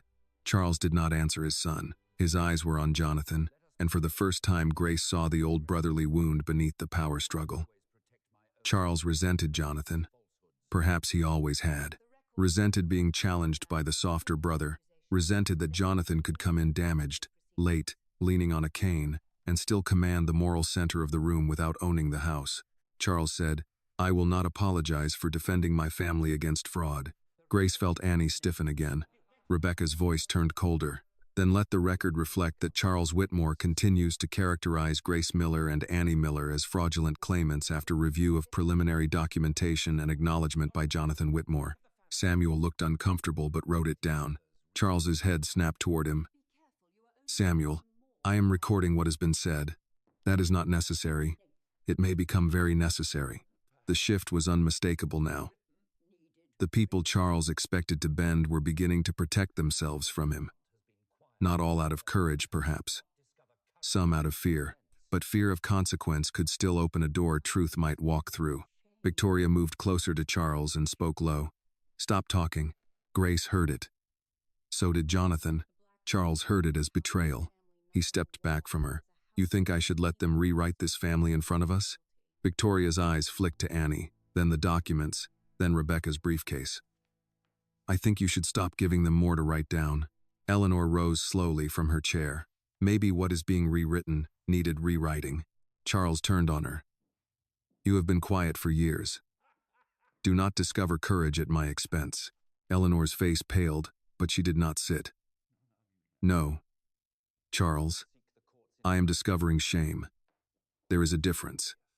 That sentence settled over the library with old sorrowful weight. For a moment, Grace saw the Whitmores not as a wall, but as a house full of people who had mistaken silence for loyalty, until silence became a kind of rot. Some of them had benefited from it. Some had feared it. Some had hidden behind it. But Annie had walked in with a yellow backpack and forced them to smell what had been decaying behind the polished doors.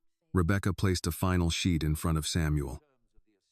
I also recommend temporary restriction of Charles Whitmore's authority over any trust assets connected to Jonathan's personal estate pending review. Charles laughed harshly. Absolutely not. Samuel did not answer immediately. He read the page, then looked at Rebecca. That may require court intervention. We are prepared to seek it. Jonathan said, Do it. Charles's voice dropped. You would take your own brother to court? Jonathan looked at Annie, then Grace. For them, yes. Annie's hand found Grace's again. Grace felt the small fingers curl into hers, and with that touch came a strange, quiet strength. She had walked into the Whitmore house expecting to be dismissed. She had not expected Jonathan. She had not expected Eleanor to speak. She had not expected Samuel Price to write down Charles's cruelty in real time. But she had expected herself to protect Annie. And that expectation had not failed. Samuel closed his notebook. The distribution is suspended. I will notify all relevant parties before the end of business today. Charles stood motionless. Rebecca turned to Grace. Miss Miller, I will need your permission to copy the original document for preservation and authentication. You will retain custody unless a court orders otherwise. Grace looked at the cream-colored envelope on the table. For 6 years, it had been the only witness that had not abandoned her. You can copy it, she said, but I keep the original. Rebecca nodded. Of course. Jonathan looked at Grace with something like gratitude. But she was not ready to receive that either. Annie looked up at him. Mr. Jonathan? Yes? If the test says you're my daddy, can Mommy still be the boss of me? For the first time, a soft sound of almost laughter moved through the room. Not cruel, not mocking, just human. Jonathan smiled through wet eyes. Your mommy has been the boss of miracles for 6 years. I would not dare interfere. Annie considered that answer and nodded, satisfied. Grace's eyes burned, but she did not cry.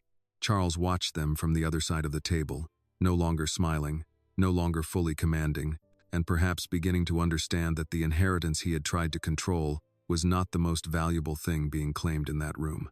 Grace was claiming the truth. Annie was claiming her name. And Jonathan was claiming the courage he should have been allowed to use 6 years ago. At the door, Preston muttered something under his breath and left the library. Victoria followed after a glance at Charles. Eleanor stayed. Samuel stayed. Rebecca stayed. Jonathan stayed seated, one hand on his cane, looking at Annie as though every second mattered. Grace stood beside her daughter and let the quiet settle. This time, the silence did not erase them. This time, it made room.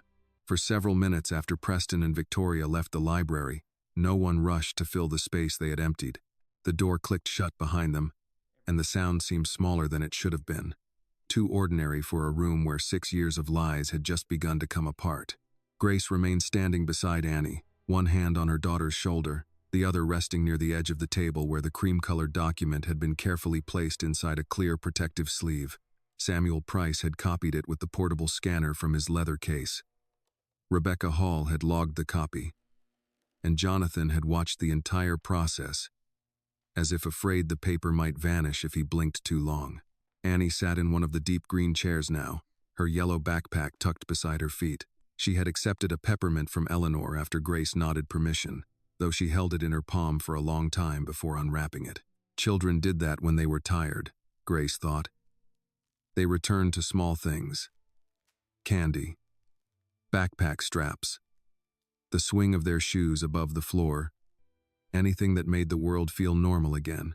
But nothing about the Whitmore Library felt normal.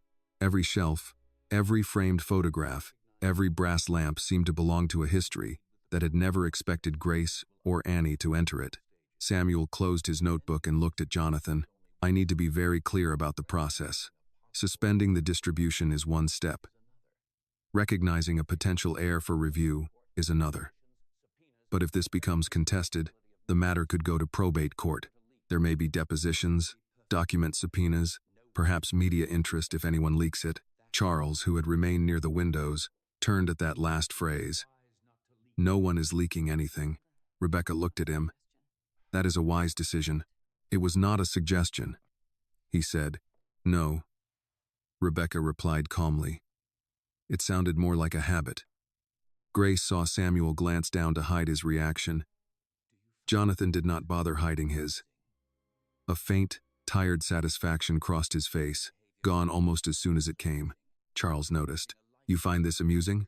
Jonathan leaned back slightly, both hands resting over the cane handle. No. I find it familiar. You issue commands and call it order. You silence people and call it privacy.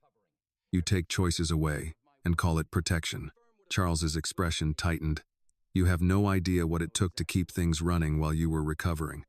I know exactly what it cost, Grace. Grace felt Jonathan's eyes move toward her, but she did not look back. She was not ready to carry his grief along with her own. Not yet. Samuel placed a hand over the estate papers. The question now is whether we can proceed cooperatively. Charles gave a humorless laugh. Cooperatively? A woman walks in from nowhere, claims her child is my brother's, and suddenly I'm expected to cooperate while my family is accused of conspiracy? Grace's voice came before she planned it. I did not walk in from nowhere. The room turned to her. She stepped away from Annie's chair, not far, just enough to stand fully in her own space. I came from 6 years of rent receipts with my name on them. I came from pediatric visits, where I filled out the father's side of the form with a blank line. I came from school programs where my daughter looked around for a man she only knew from a photograph. I came from grocery store math, from late shifts, from telling Annie that people could be absent and still love you because I didn't want bitterness to be the only thing she inherited. Annie looked up at her. Grace kept her eyes on Charles. So no, Mr. Whitmore. I did not come from nowhere. I came from the place your family sent me. Eleanor lowered her head. Samuel said nothing. Rebecca watched Grace with quiet respect. Jonathan's face had gone still, and Grace knew every sentence was reaching him too, maybe cutting him in places she could not see. Charles looked away first. It was brief, but he did. Then the library door opened without a knock. Victoria stepped back in, but she was not alone. Preston followed behind her, and beside them stood a woman Grace had not seen before. She was black, in her late 60s maybe, wearing a dark cardigan over a floral dress and holding a brown leather purse with both hands. Her hair was silver and neatly pinned. Her face had the careful composure of someone who had spent a lifetime entering rooms where her paycheck depended on her silence. Eleanor stood immediately. Martha. Grace recognized the name from earlier, but not the face. Martha had worked for the Whitmores years ago. The old housekeeper, the woman who had called Grace days before the meeting and warned her that Annie's name might disappear if she did not come. Charles's face darkened. Who brought her in? Victoria answered too quickly. She was waiting near the side entrance. Preston saw her. Preston shifted. She said she needed to speak to Uncle Jonathan. Charles looked at Martha. You are no longer employed here. Martha lifted her chin. No, sir, I am not. Then you have no business in this room. Jonathan looked at her more closely. Martha? Her face softened. Yes, Mr. Jonathan. He stared as if trying to connect a voice from the past to the woman standing before him. You worked in the kitchen, and laundry, and sometimes upstairs when Mrs. Whitmore was short-staffed. Eleanor reached for the back of her chair. Martha, what are you doing here? Martha looked at Grace first. There was apology in her eyes, but not the kind that asked to be excused. The kind that had come knowing it might not be welcomed. I should have spoken sooner, she said. Grace felt her body go very still. Charles snapped. This is not a church confession. Martha looked at him. No, Mr. Charles. That's why I brought more than my conscience. She opened her purse and removed a folded plastic sleeve. Inside were several old papers, a small notebook, and what looked like a faded visitor badge from a hospital. Rebecca stepped forward.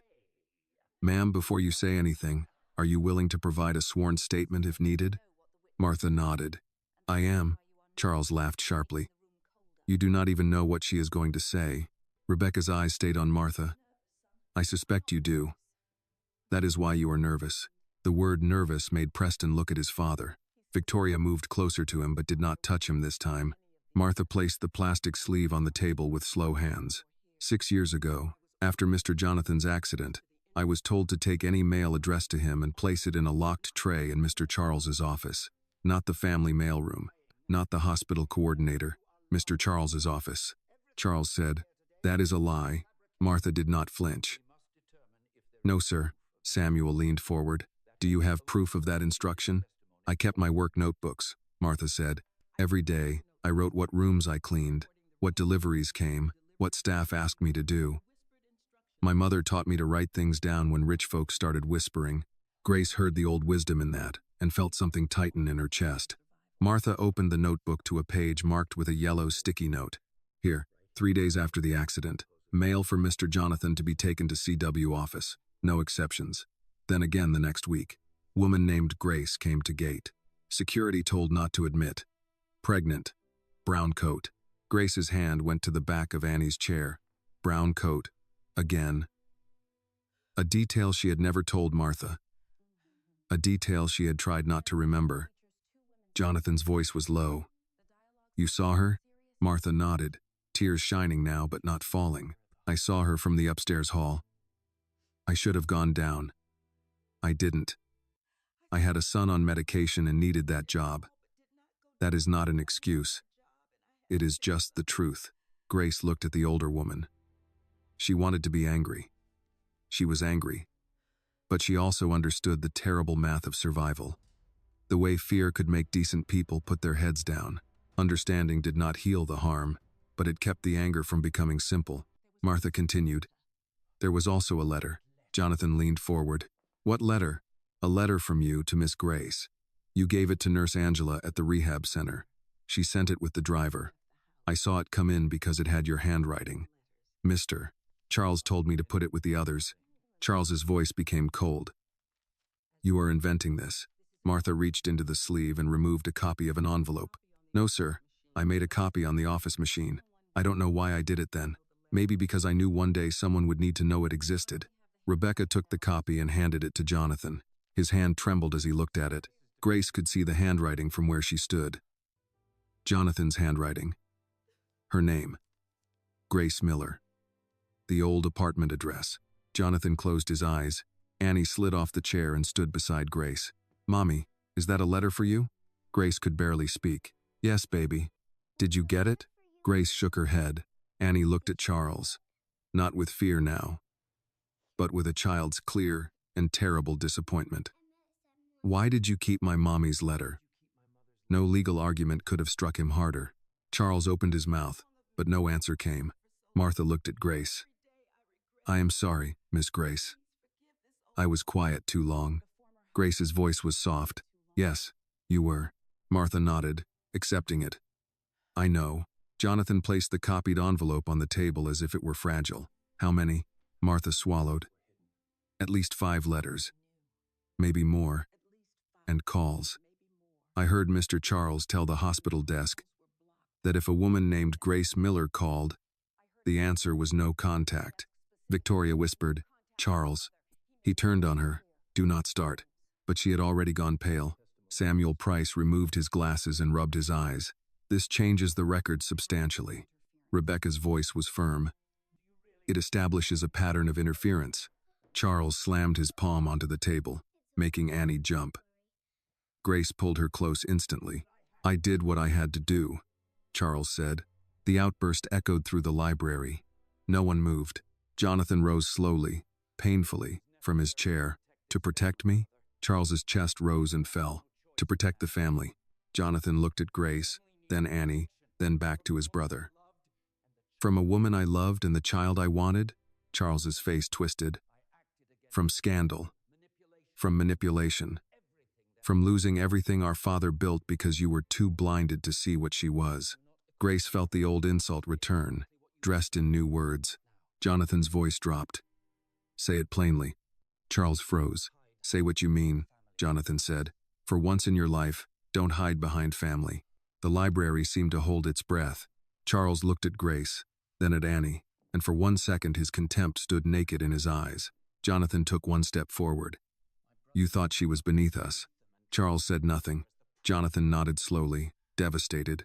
And you thought my daughter was the price of that belief. Martha bowed her head. Eleanor covered her mouth. Samuel wrote nothing now. Rebecca simply watched.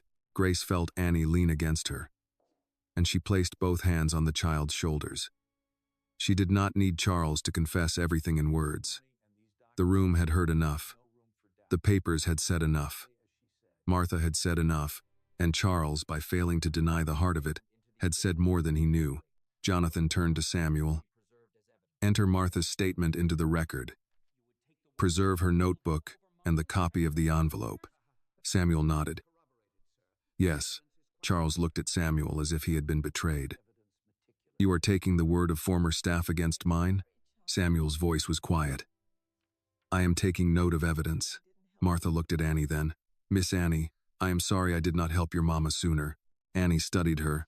Were you scared? Martha's lips trembled. Yes, baby, I was. Annie thought for a moment. Mommy gets scared and helps me anyway. Grace closed her eyes. Martha's tears finally fell. I know. Your mama is braver than I was. Annie leaned into Grace's side, satisfied with the answer, though the adults in the room felt its weight like judgment. Rebecca gathered the new evidence carefully. We will need a sworn affidavit tonight. Martha nodded. I'll sign. Charles turned toward the window, his face reflected faintly in the glass. Outside, the lawn was still bright, still perfect, still untouched by what had happened inside. Grace wondered how many families like this depended on beautiful lawns and locked rooms, on the hope that the world would admire the outside and never ask what had been buried behind the walls. Jonathan looked at Grace. I am sorry, he said, not loudly, not for the room this time. For every letter you never received. Grace met his eyes. She could not give him forgiveness. Not yet, maybe not for a long while, but she could give him the truth. I needed them, she said. Jonathan swallowed. I know. No, Grace said softly. You don't, but maybe one day you will. He bowed his head, accepting the wound because it was his to carry now. Samuel closed the evidence folder. The distribution remains suspended. With this new statement, I advise all parties not to remove or alter any records. Rebecca looked at Charles. And I advise Mr. Whitmore to retain separate counsel. Charles did not turn from the window. For once, he had no command ready. Annie tugged Grace's hand. Mommy, can we go home soon? Grace looked down at her daughter. Home. Their small apartment with the humming refrigerator, the couch with one sagging cushion, the drawings taped to the wall. A place Charles would look down on without seeing that it had held more love than this entire estate. Soon, Grace said. Jonathan heard the word and understood what it meant. They were not staying because they belonged to the Whitmores. They were staying only until the truth had enough legs to stand without them. Martha sat quietly near Eleanor now. Both older women separated by years of class and connected, at last, by shame. Samuel and Rebecca began discussing affidavits, copies, preservation notices. Their voices became low and procedural. But Grace knew procedure mattered. Sometimes justice did not arrive as thunder. Sometimes it arrived as forms signed in triplicate by people who finally ran out of room to lie. Charles remained at the window. Annie rested her head against Grace's hip. Jonathan stood on the other side of the table, close enough to see them, far enough not to claim what he had not earned. And in the Whitmore library, among old books and old portraits and old sins, the truth found another witness. The library did not empty after Martha sat down. It settled. That was the only word Grace could find for it. The room settled like dust after something heavy had been dropped. No one spoke loudly now. Even Charles, still standing by the window with his back half turned, seemed to understand that the old volume of his authority no longer fit the moment. The truth had not defeated him yet, but it had made him smaller. Grace could see it in the way people looked at him now. Not directly, not boldly, but differently. Earlier, their silence had protected him. Now it measured him. Rebecca Hall spread Martha's notebook, the copied envelope, and the scanned inheritance document in 3 careful rows across the library table. Samuel Price sat beside her with his legal pad, writing in a slower hand than before. Eleanor remained near Martha, both women sitting close but not quite touching. 2 older souls separated by years of class, race, and service, yet bound now by the same terrible knowledge that they had seen enough years ago to do more than they did. Jonathan stayed standing longer than Grace thought he should. His face had lost color, and his right leg trembled faintly beneath him. But each time Samuel or Rebecca asked a question, he remained upright, as though sitting would surrender something. Grace wanted to tell him to sit down. The old part of her, the part that had loved him before the accident and before the lies, nearly opened her mouth. Then she stopped herself. Care came too easily sometimes.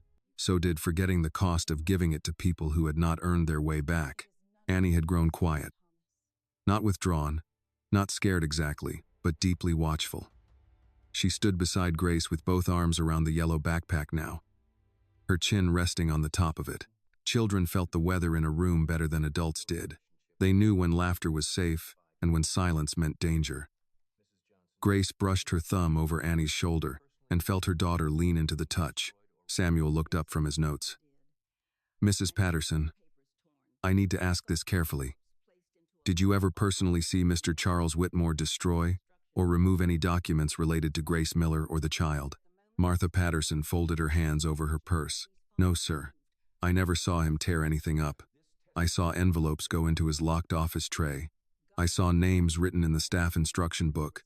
I heard instructions given, and I saw the office assistant remove files from the family archive room 2 days after Mr. Jonathan was transferred to the rehabilitation center." Charles turned from the window. "This is gossip." Martha looked at him without flinching. "No, sir.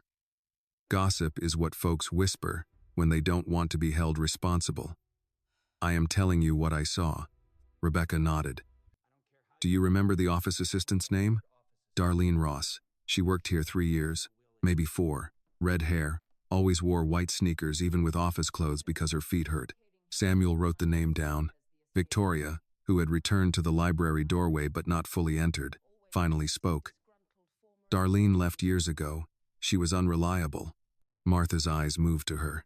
She was reliable when people needed quiet work done. Victoria's mouth tightened. Grace watched that small exchange and felt a chill. This was how the machine had worked, not with one dramatic villain in a dark room, but through assistants, guards, nurses, old housekeepers, polite attorneys, relatives who preferred not to ask. A whole chain of ordinary people had held one link each, and together they had formed a fence high enough to keep a pregnant woman out. Jonathan seemed to be thinking the same thing. He looked at Samuel. "Find Darlene Ross." Samuel hesitated. "Jonathan, I am the estate attorney, not an investigator," Rebecca said. "My office will locate her." Charles snapped. "Of course you will. Why stop at one disgruntled former employee when you can collect 2? Grace turned to him. "Why are they disgruntled, Charles?" "Because they remember what you told them to do." His gaze moved to her, cold and quick. "You have become very bold now that you have an audience."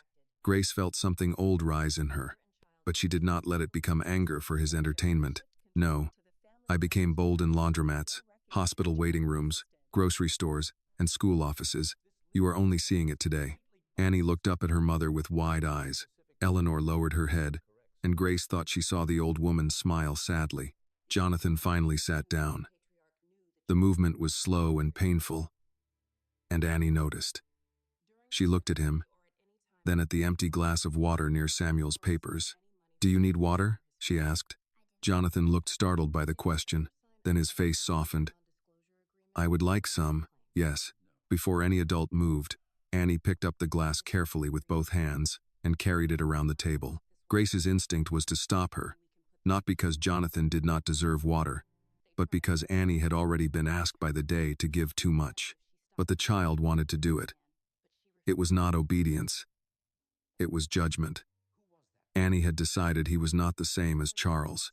Jonathan took the glass from her as if receiving something sacred. "Thank you," Annie nodded. "Mommy says when people are hurting, you give them water first and ask questions after." Grace looked down, caught between pride and ache.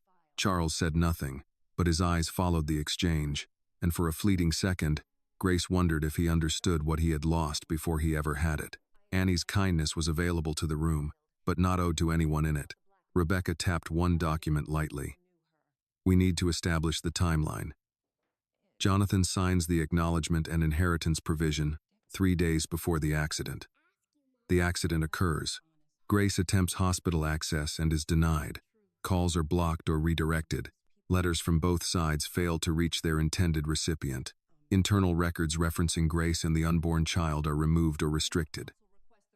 Years later, Jonathan's personal estate is structured so that, in the absence of a recognized child, control shifts toward the family-managed trust overseen by Charles.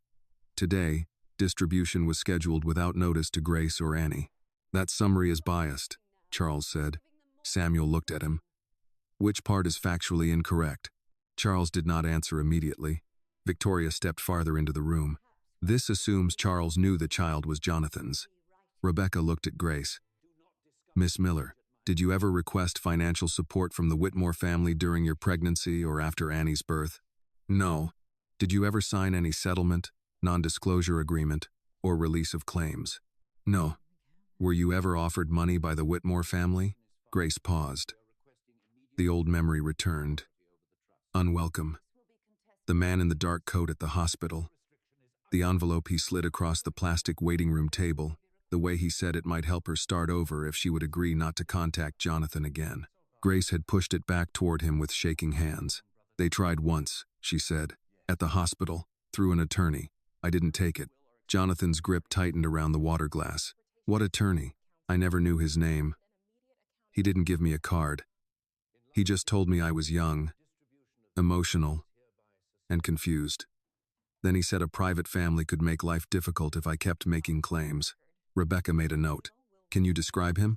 Grace did. Gray coat, narrow face, gold watch, smell of peppermint. The kind of man who smiled without warmth and said terrible things softly because soft voices sounded more legal. Samuel's face shifted. That sounds like Martin Kell. Eleanor inhaled. Oh, Samuel. Jonathan looked from one to the other. Who is Martin Kell? Samuel seemed suddenly older. He handled certain private matters for your father before retiring. Charles spoke quickly. He is dead. So unless you intend to cross-examine a cemetery, this is pointless. Rebecca's eyes sharpened. Dead attorneys leave files. For the first time, Victoria closed her eyes.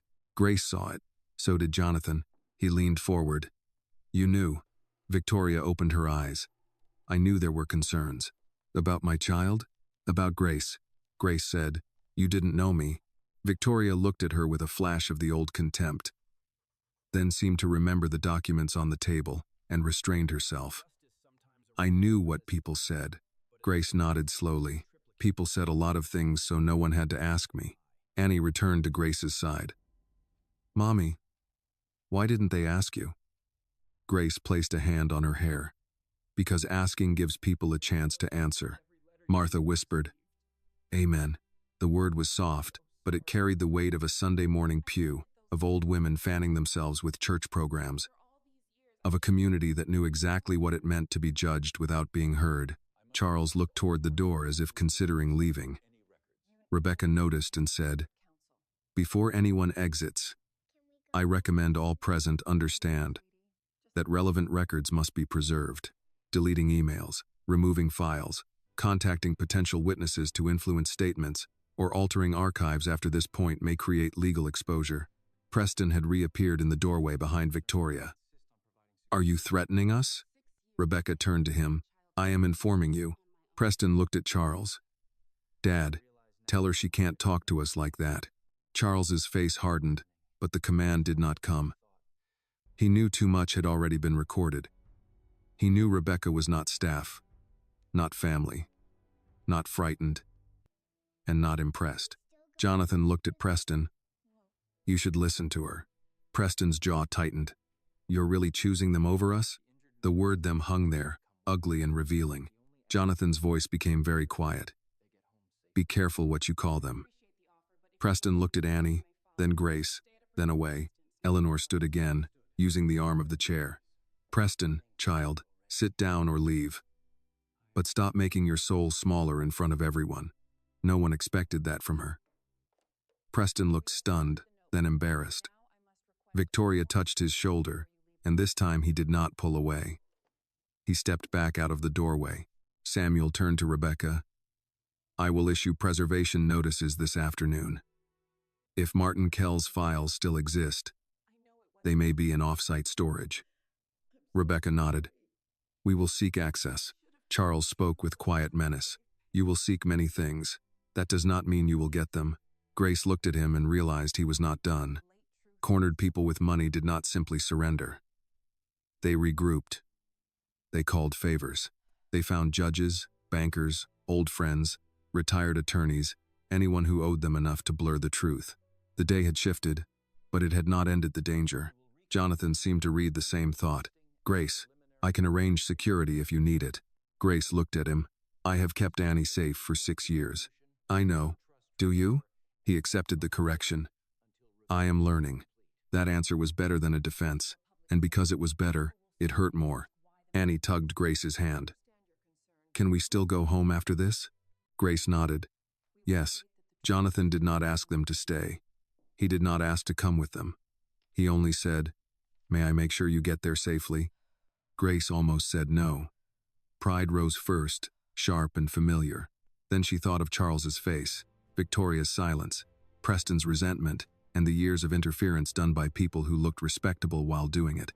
You can have someone follow at a distance, she said, not too close. Jonathan nodded. Whatever makes you comfortable. Charles laughed softly. How touching. Playing father already? Jonathan turned toward him. No, trying to become worthy of the word. Annie looked at him when he said it. Grace saw that too. Rebecca closed Martha's notebook inside a protective sleeve. Mrs. Patterson, I will need your sworn statement before you leave the property. Martha nodded. I'll give it. Grace walked toward her. Martha looked up, bracing herself. Perhaps for anger. Perhaps for the words she knew she deserved. Grace said, Thank you for telling the truth today. Martha's eyes filled again. I should have told it when it would have saved you pain. Yes, Grace said. The honesty sat between them. Then Grace added, But late truth is still better than a lifelong lie. Martha bowed her head. Jonathan watched Grace, and she felt his grief, his admiration, his regret, all of it reaching toward her. She did not reach back. Not yet. But she did not turn away either. Samuel gathered the papers and stood. We will reconvene after the DNA test and preliminary authentication. Until then, no distribution, no trust transfer, and no public statement. Victoria said, There must be some statement. People will ask why the meeting was suspended. Rebecca replied, Then tell them the truth is under review. No one laughed. Outside the library windows, the afternoon light had begun to soften. Grace realized hours had passed.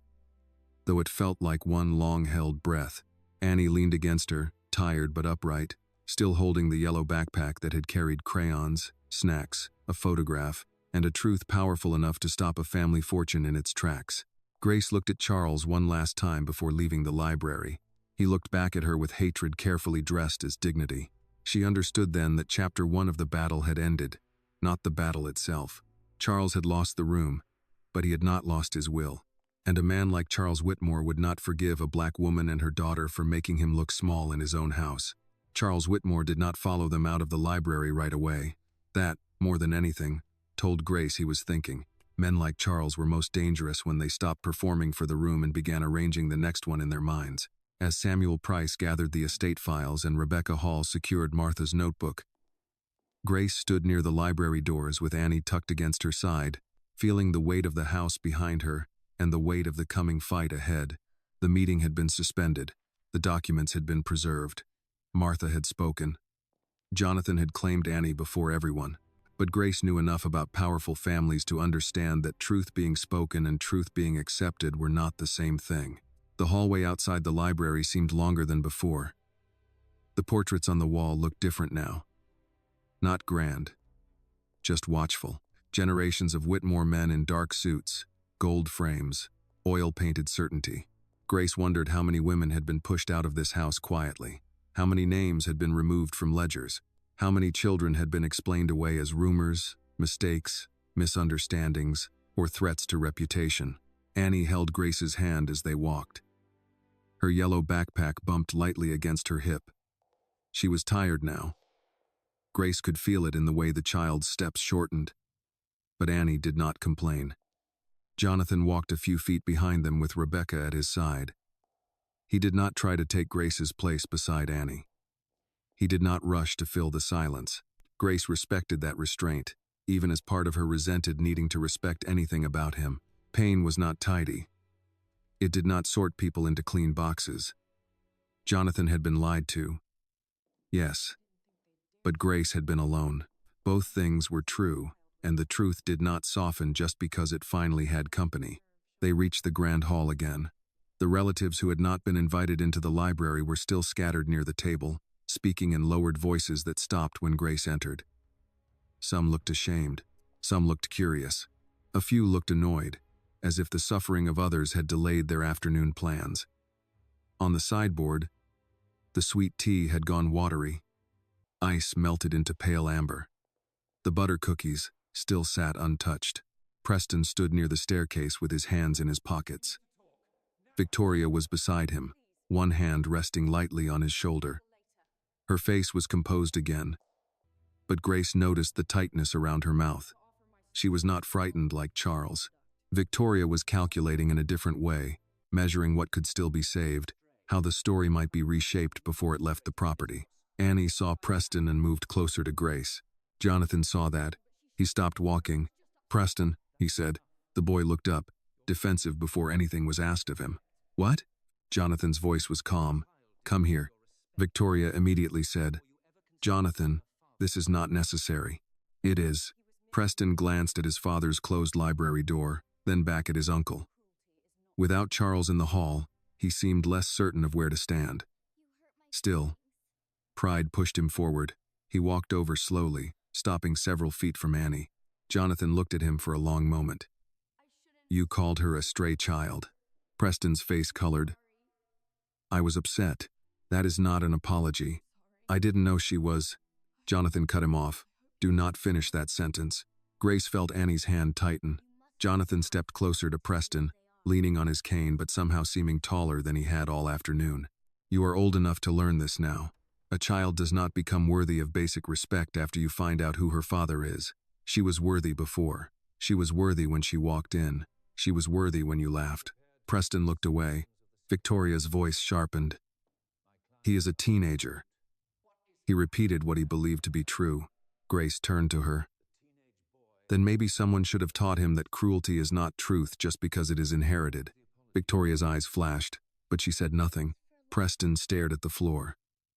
For a moment, Grace thought he would remain silent. That pride would win, because pride had so many teachers in that house. Then Annie spoke first. "You hurt my feelings," she said. It was not dramatic.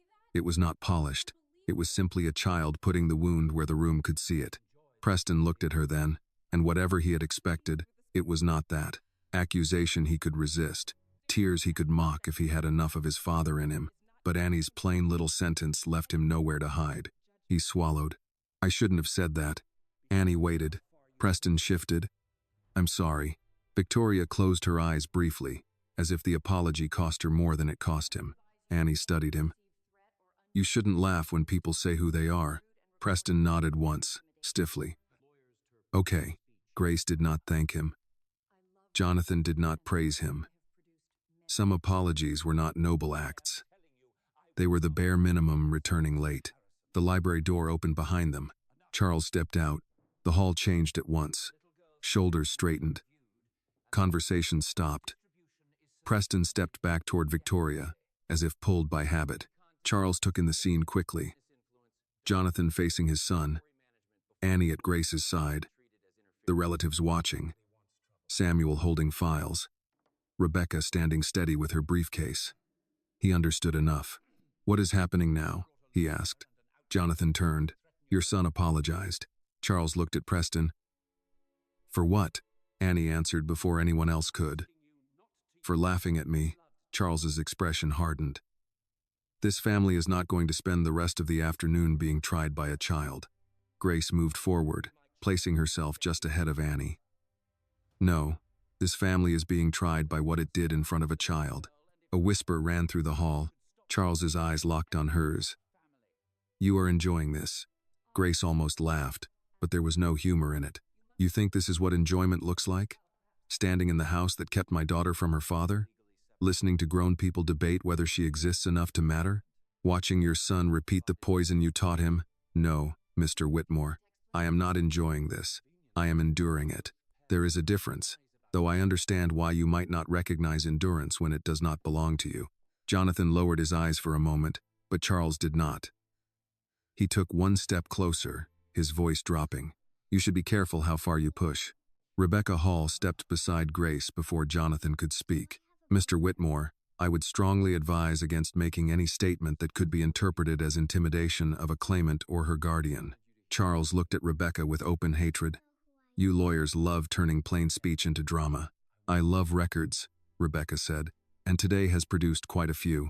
Samuel Price quietly added, Charles, it was not a warning from an enemy. It was worse. It was a warning from the family's own attorney. Charles heard it and stopped.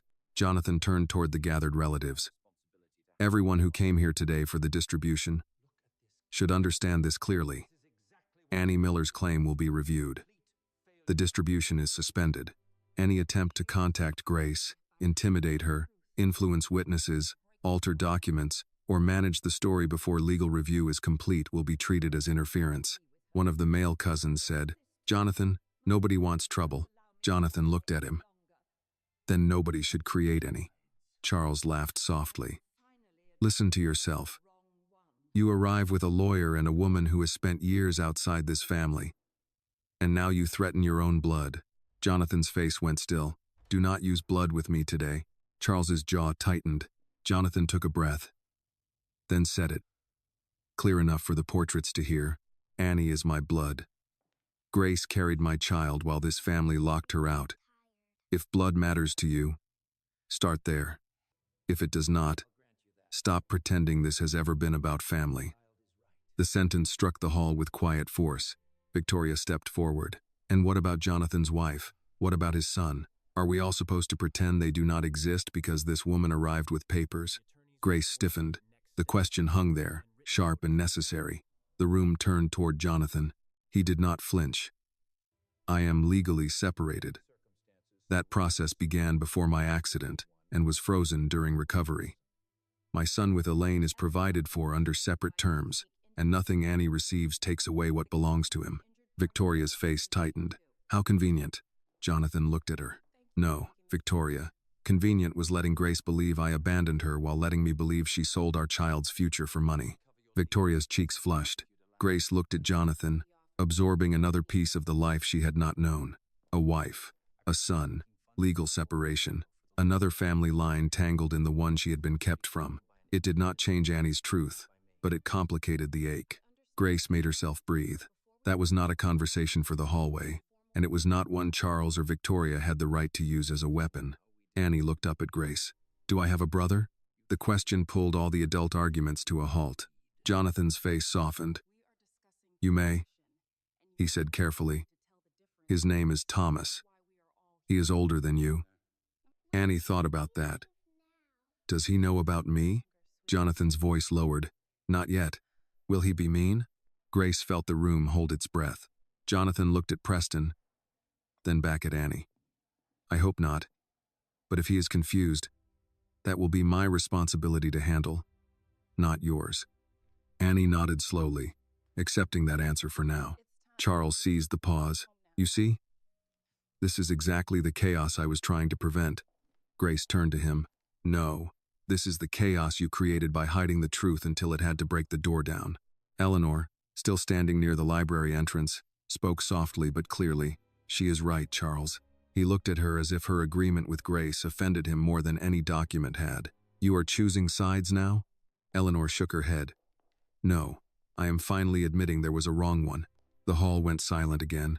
Charles's signet ring tapped once against his thigh. Not the table this time. There was no table close enough to use as a throne. Jonathan looked tired now. Grace could see it in his shoulders, in the grayness around his mouth. Annie saw it too. You should sit down, Annie told him. Jonathan blinked, then smiled faintly. You may be right. Grace expected Charles to sneer. He did not. He watched Annie with an Ixienzi sepet, too conflicted to name. And that bothered Grace more than open contempt. It was easier to fight a man who hated plainly than one who began to understand too late that the person he harmed had a face. Samuel approached Grace with a card. Miss Miller, Miss Hall and I will coordinate next steps. You should receive written notice by tomorrow morning. Please do not surrender the original document to anyone without counsel present. Grace took the card. I won't, Rebecca added. I can recommend independent representation for you. Jonathan's counsel cannot ethically represent you as well, especially if interests diverge. Grace appreciated the plainness. Thank you. Jonathan looked at her. I will cover the cost. Grace's answer came immediately. No. He nodded as if he had expected that. Then I will make funds available in escrow for Annie's legal protection, controlled by an independent trustee, not by me. Grace paused. That was different. Still, she was not ready to agree. Send it in writing. Rebecca gave a small approving nod. Charles smiled without warmth. Now we are discussing money. Grace looked at him, and this time her voice was almost gentle. No, Charles. We are discussing protection. The fact that you cannot tell the difference is why we are here. He had no answer. Annie tugged Grace's sleeve. Mommy, can we leave now? Grace looked around the hall. At the cookies, no one had offered. The tea, no one drank. The relatives who had watched too much and done too little. The man who had tried to turn her tears into entertainment. And the man she had loved who had returned too late but not empty-handed. Yes, she said, we can leave. Jonathan straightened, though pain moved across his face. May I walk you to the door? Grace looked at Annie. Annie looked at Jonathan for a long moment, then nodded. They walked together through the grand hall, not as a family, not yet, maybe not ever in the way stories like to promise, but as three people connected by a truth that had survived money, silence, and time. At the front doors, Grace paused. She did not look back at Charles. Annie did. The child studied him with serious eyes and said, You shouldn't call people cheap when you don't know what they cost. No one spoke. Grace opened the door and stepped into the evening light with her daughter beside her. Behind them, inside the house, Charles Whitmore stood surrounded by wealth, family, portraits, lawyers, and silence. For the first time all day, none of it seemed to belong entirely to him. The evening air outside the Whitmore estate felt cooler than it should have. Grace stood on the front steps with Annie's hand in hers, breathing in the scent of cut grass, warm stone, and the faint exhaust from the car waiting near the circular drive. For a moment, the world beyond the house seemed almost ordinary. Cicadas hummed in the trees. A sprinkler clicked somewhere across the lawn. The sky over Buckhead had softened into gold, laying light across the white columns of the mansion as if the house deserved beauty after what had happened inside it. Annie stood beside her, quiet. Too quiet. Grace looked down. You all right, baby? Annie thought about it. I don't like that house. Grace let out a breath that was almost a laugh and almost a sob. I don't either. Is it Daddy's house? Grace looked back toward the tall doors. Jonathan had stopped a few steps behind them, giving them space but staying close enough to hear if Annie needed him. His hand rested on the cane. His face was tired, pale with pain and emotion, but he was watching Annie with a gentleness that made Grace's chest ache in ways she did not want to name. It was part of his family's house, Grace said carefully. Annie frowned. But family is supposed to be nice. Jonathan answered before Grace could decide whether she should. Yes, he said softly. They are. Annie turned to him. Then why weren't they? Jonathan did not look away from her. Because some people grow up thinking being important matters more than being kind.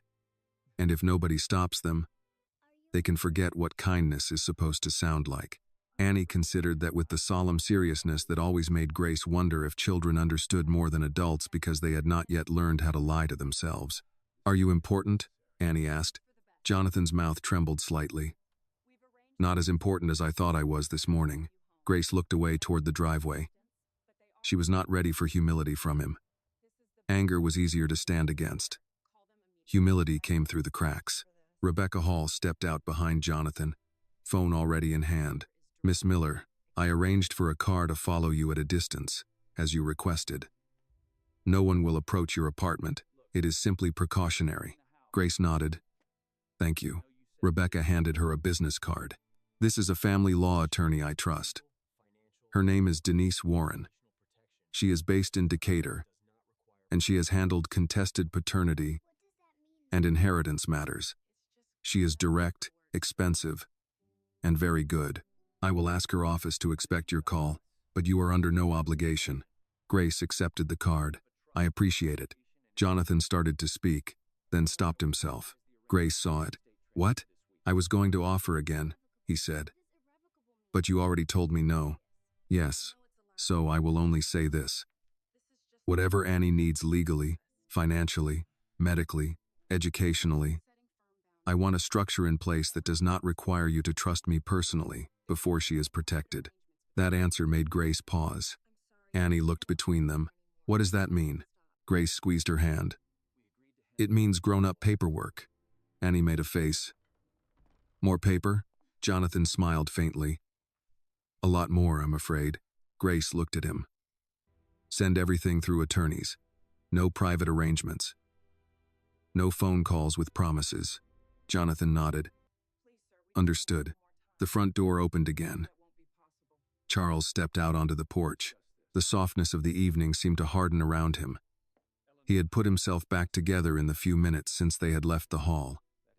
His suit was straight. His face was composed.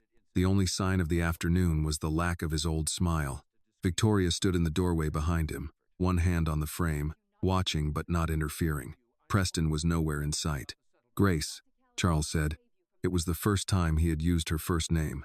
She hated the sound of it in his mouth. Jonathan stepped forward. "Not now." Charles ignored him. His eyes stayed on Grace. "This situation has become emotional and unnecessarily public within the family. Before it goes further, I would like to propose a private resolution." Grace stared at him. Rebecca's voice sharpened. "Mr. Whitmore, do not." Charles lifted one hand. "I am not threatening anyone. I am offering practicality." Grace felt Annie press closer. Charles continued, his tone smooth now, almost reasonable. "A trust can be established for the child while the legal questions are reviewed. A generous one. Schooling, housing assistance, medical coverage, whatever is appropriate. In return, the matter remains quiet, and all parties avoid the damage of a prolonged dispute." Jonathan's face went cold. "You are trying to buy silence again." Charles looked at him. "I am trying to keep this family from being dragged through court because you feel guilty." Grace stepped down one stair, bringing herself closer to Charles without letting go of Annie. "You still think this is about what you can offer?" Charles's eyes flicked briefly toward Annie, then back to Grace. "It is about what is best for the child." Grace laughed once, softly, and this time there was no humor at all. "You called her a stray thing in every way but the exact words. You let your son say it out loud. You told me to take my tears to the market, and now you are standing here on your clean front porch talking about what is best for her?" Charles's jaw tightened. "I said things in anger." "No," Grace said. "You said things in comfort. Anger came later, when the papers started talking back." Rebecca took a step closer, ready to intervene. But Grace raised one hand slightly. She did not need saving from this conversation. "Not anymore." Charles lowered his voice. "Miss Miller, do not go back to Miss Miller now because Grace did not work for you." His mouth closed. Annie looked up at her mother, then at Charles. "We don't want your quiet money." Grace's heart squeezed. "Annie," but the child was looking straight at him. Not rude, not theatrical, simply certain.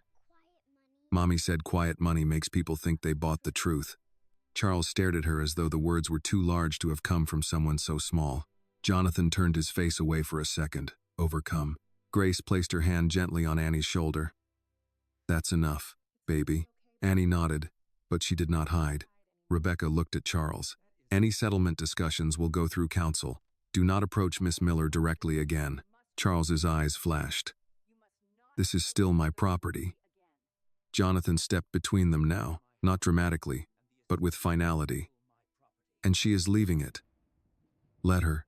For a moment, the brothers stared at each other. Grace saw the history between them, old rivalries, old wounds, the burden of a family name carried in two very different hearts. Charles had built himself around control. Jonathan, damaged and late, was trying to build himself around repair. Neither man could undo what had already happened, but one of them was still trying to own the damage. The other was finally willing to face it. Grace turned toward the car. "Come on, Annie." They walked down the steps together. Annie did not look back this time. Jonathan followed at a respectful distance until they reached the driveway.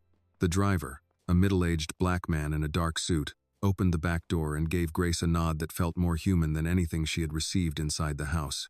"Ma'am," he said. "Thank you," Grace replied. Annie climbed in first. Grace paused before following. Jonathan stood beside the open car door. "May I call tomorrow?" Grace looked at him. The easy answer was no, The hard answer was also no, but Annie was watching from inside the car, and the truth was no longer simple. "You may call my attorney once I have one," Grace said. Jonathan accepted it. "All right." Annie leaned toward the open door. "Mr. Jonathan?" He bent slightly. "Yes? Do you like peanut butter sandwiches?" Grace blinked at the question. Jonathan looked caught off guard, then smiled. "I do. Mommy makes them with honey sometimes. Not all the time. Because honey costs more." Grace closed her eyes briefly. Jonathan's expression shifted, grief and tenderness folding together. "That sounds very good." Annie nodded. "Maybe one day you can have one. But not today." Jonathan's smile trembled. "Not today." Grace got into the car. The driver closed the door. As they pulled away from the Whitmore estate, Grace looked through the window and saw Charles still standing on the porch, framed by white columns and old money, watching them leave as if he had not yet understood that leaving was no longer the same as losing. Annie leaned against Grace's side. "Mommy?" "Yes, baby?" "Are we poor?" Grace looked down at her daughter. "We have had hard times, but are we poor?" Grace thought of the apartment, the bills, the second-hand shoes, the school lunch forms, the nights she counted dollars at the kitchen table. Then she thought of Annie standing in that mansion, defending her mother with a courage no inheritance could buy. "No," Grace said softly. "Not in the ways that matter most." Annie seemed satisfied. She rested her head on Grace's lap and closed her eyes. Grace looked out at the road ahead. Behind them, the Whitmore house grew smaller through the rear window. Ahead of them waited attorneys, tests, records, and battles. Charles had only begun to fight, but for the first time in 6 years, Grace was not carrying the truth alone, and that made the night feel different. Not safe. Not yet, but no longer silent. By the time Grace and Annie reached their apartment in Decatur, the sky had turned the deep blue of a southern evening, the kind that made porch lights glow early and turned every passing car into a soft streak against the windows. Their building was small, plain, and familiar. 2 floors, brick worn by weather, mailboxes that stuck if you pulled too hard, a stairwell that smelled faintly of detergent, fried chicken, and somebody's cinnamon candle. It was nothing like the Whitmore estate, and that was exactly why Grace felt her shoulders loosen when she stepped inside. Annie dropped her yellow backpack by the door, then stood there for a moment as if unsure what to do with herself now that no one was staring at her. Grace locked the door and set the chain. "Shoes off, baby." Annie obeyed without arguing. She slipped out of her black shoes and lined them beside Grace's heels, toes facing the wall the way Grace had taught her. Then she looked around the apartment. The little kitchen, the couch with the sagging middle cushion, the school drawings taped to the refrigerator, the small lamp Grace had bought from a church rummage sale. Grace watched her daughter take it in as if checking whether everything had survived the day. "Are we still us?" Annie asked. Grace's chest tightened. She set her purse on the table and knelt in front of her. "Yes, we are still us. Even if Mr. Jonathan is my daddy? Even then. Even if those people say I'm Whitmore?" Grace brushed a ribbon back from Annie's hair. "Your name is Annie Miller. Nobody gets to take one name away just because they found another one." Annie thought about that, then nodded. "Good. I like Miller." Grace smiled. "Me too." The smile lasted only a second before the day pressed down on her again. She stood, went to the kitchen, and opened the refrigerator because mothers did ordinary things even after extraordinary pain. There was leftover baked chicken in a container, half a bowl of green beans, and a pitcher of sweet tea she had made too weak because sugar had been low. She pulled out the food, set it on the counter, and tried to move like this was any other evening. Annie climbed onto a chair at the kitchen table. "Mommy?" "Yes?" "Was Mr. Charles bad before today?" Grace paused with her hand on the microwave door. She had answered many hard questions in Annie's life, but this one carried more than a child could know. "He made bad choices before today," Grace said carefully. "On purpose?" Grace closed the microwave and turned around. "Yes. I think some of them were on purpose." Annie looked down at her hands. "And Mr. Jonathan didn't know?" "I don't think he knew everything." "But he knew you?" Grace leaned back against the counter. "Yes, he knew me." "Did he love you?" The microwave hummed between them. Grace looked at the little girl who had spent the afternoon defending her in a mansion full of adults. and she knew Annie deserved a truthful answer, not a bitter one. "Yes," Grace said softly. "He loved me." Annie nodded, as if that confirmed something she had already decided. "I think he still looks at you like he's sorry." Grace turned away before her face could betray her. "Sorry is not the same as fixing things." "I know," Annie said. "At school, Tyler broke my purple crayon and said sorry, but the crayon was still broken." Grace let out a small laugh despite herself. "Exactly. But he gave me his blue one after." Grace looked at her daughter. "Did that help?" "A little. But I still wanted my purple one." The microwave beeped. Grace took out the food and divided it onto 2 plates. "That is a very wise way to explain it." Annie accepted her plate, then poked at a green bean with her fork. "Do we have to see Mr. Charles again?" Grace sat across from her. "Maybe in meetings. Maybe not directly. Lawyers will help with that." "Good." Grace watched Annie eat 3 bites of chicken, then stop. The child's eyes were heavy. Too much had happened. Too much had been asked of her. Grace reached across the table and touched her wrist. "You do not have to understand everything tonight," she said. "You were brave today. But you are still allowed to be little." Annie blinked. "Can I watch cartoons?" Grace smiled. "That is exactly what little is allowed to do." Annie carried her plate to the sink, climbed onto the couch, and turned on a cartoon at low volume. Within 10 minutes, her head tilted sideways, and she fell asleep with one hand still holding the remote. Grace covered her with the old yellow blanket from the basket near the couch, then stood there watching her breathe. Only then did Grace allow herself to shake. She went to the bathroom, closed the door, turned on the faucet, and gripped the sink with both hands. She did not cry loudly. The old apartment walls were thin, and Annie was sleeping. But the tears came hard anyway, silent and hot. She cried for the hospital waiting room. She cried for the returned letters she never knew existed. She cried for Jonathan's face when he saw Annie. She cried for the little girl standing in a mansion, telling rich people not to laugh at her mother.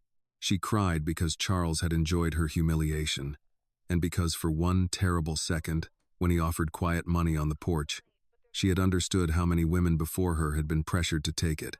Her phone buzzed on the table outside. Grace rinsed her face, dried it with a towel, and returned to the kitchen. The message was from an unknown number, but the sender identified herself immediately. "This is Denise Warren. Rebecca Hall gave me your number with permission to reach out. I understand you may need independent counsel. I can speak tonight, if you are able." Grace stared at the message for a long moment. Then she looked toward Annie, asleep under the yellow blanket. She typed back, "Yes, but I need to keep my voice down. My daughter is asleep." The reply came quickly. "Of course. I will call in 5 minutes." Grace made coffee, though it was too late for coffee. She needed something warm and bitter to hold. When the phone rang, she answered on the first ring and stepped into the small bedroom, leaving the door cracked so she could still hear Annie. "Miss Miller?" The voice on the phone was steady, older, with a slight Georgia softness under the professional tone. "This is Denise Warren. Thank you for calling. I read the brief summary Miss Hall sent. Before we discuss details, I want to say this plainly. You need your own lawyer, and not because Mr. Jonathan Whitmore is necessarily against you. You need one because your interests and his may not always be the same." "I understand." "Good. I also want you to understand something else. Men like Charles Whitmore often try 3 things after a day like this. First, they offer money quietly. Second, they question the mother's character. Third, they try to control the child's access, schedule, name, schooling, or public image. We prepare for all 3. Grace closed her eyes. It felt like someone had finally turned on a light in a room she had been trying to navigate by touch. "He already offered money," Grace said. "I assumed he would. He called it a private resolution." "They always do." Grace sat on the edge of the bed. "I don't want Annie used. Not by him. Not by the family. Not even by Jonathan if he starts meaning well too aggressively." "That is exactly the right concern," Denise said. "We will ask for temporary orders if needed. We will preserve your guardianship authority. We will control communication through counsel. We will insist on an independent trust structure if Annie is recognized as an heir. No unsupervised meetings until you consent. No surname change. No press. No family foundation photographs. No charity gala introductions. No sweet little story about reconciliation for the newspapers. Grace breathed out slowly. You've seen this before. I have seen different versions. Money changes the wallpaper, not the pattern. That sentence stayed with Grace. They spoke for nearly 40 minutes. Denise asked precise questions. Annie's birth certificate, Jonathan's name, the hospital, the attorney in the gray coat, the envelope, the document, Martha Patterson, the returned letters, the porch offer, Preston's comments, Charles's exact words. Grace repeated as much as she could remember. Some sentences felt like glass in her mouth. Denise told her to write everything down before sleeping. Every insult, every witness, every time, every object present in the room. Even the part about the market, Grace asked. Especially that part. Grace looked toward the living room, where Annie shifted in her sleep. My daughter heard it. I know, Denise said, and for the first time her voice softened. I am sorry. Grace was quiet. Denise continued. One more thing. Do not let them rush you emotionally. Jonathan may be sincere. He may also be desperate to repair 6 years in 6 days. That is not your responsibility. Your job is Annie. His job is patience. Grace swallowed. Thank you. After the call ended, Grace sat at the kitchen table with a spiral notebook and began to write. The house, the table, Charles, Victoria, Preston, the words, the laughter, the envelope, Jonathan's arrival, Martha's notebook, Annie's questions. Grace wrote until her hand hurt. At the top of the second page, she wrote a sentence she had not planned. Justice does not always arrive fair. Sometimes it comes late, carrying dust from every door that was shut in your face. She stared at the sentence for a while. Then there was a soft knock at the door. Grace froze. The clock on the microwave read 9:42 p.m. Annie stirred on the couch but did not wake.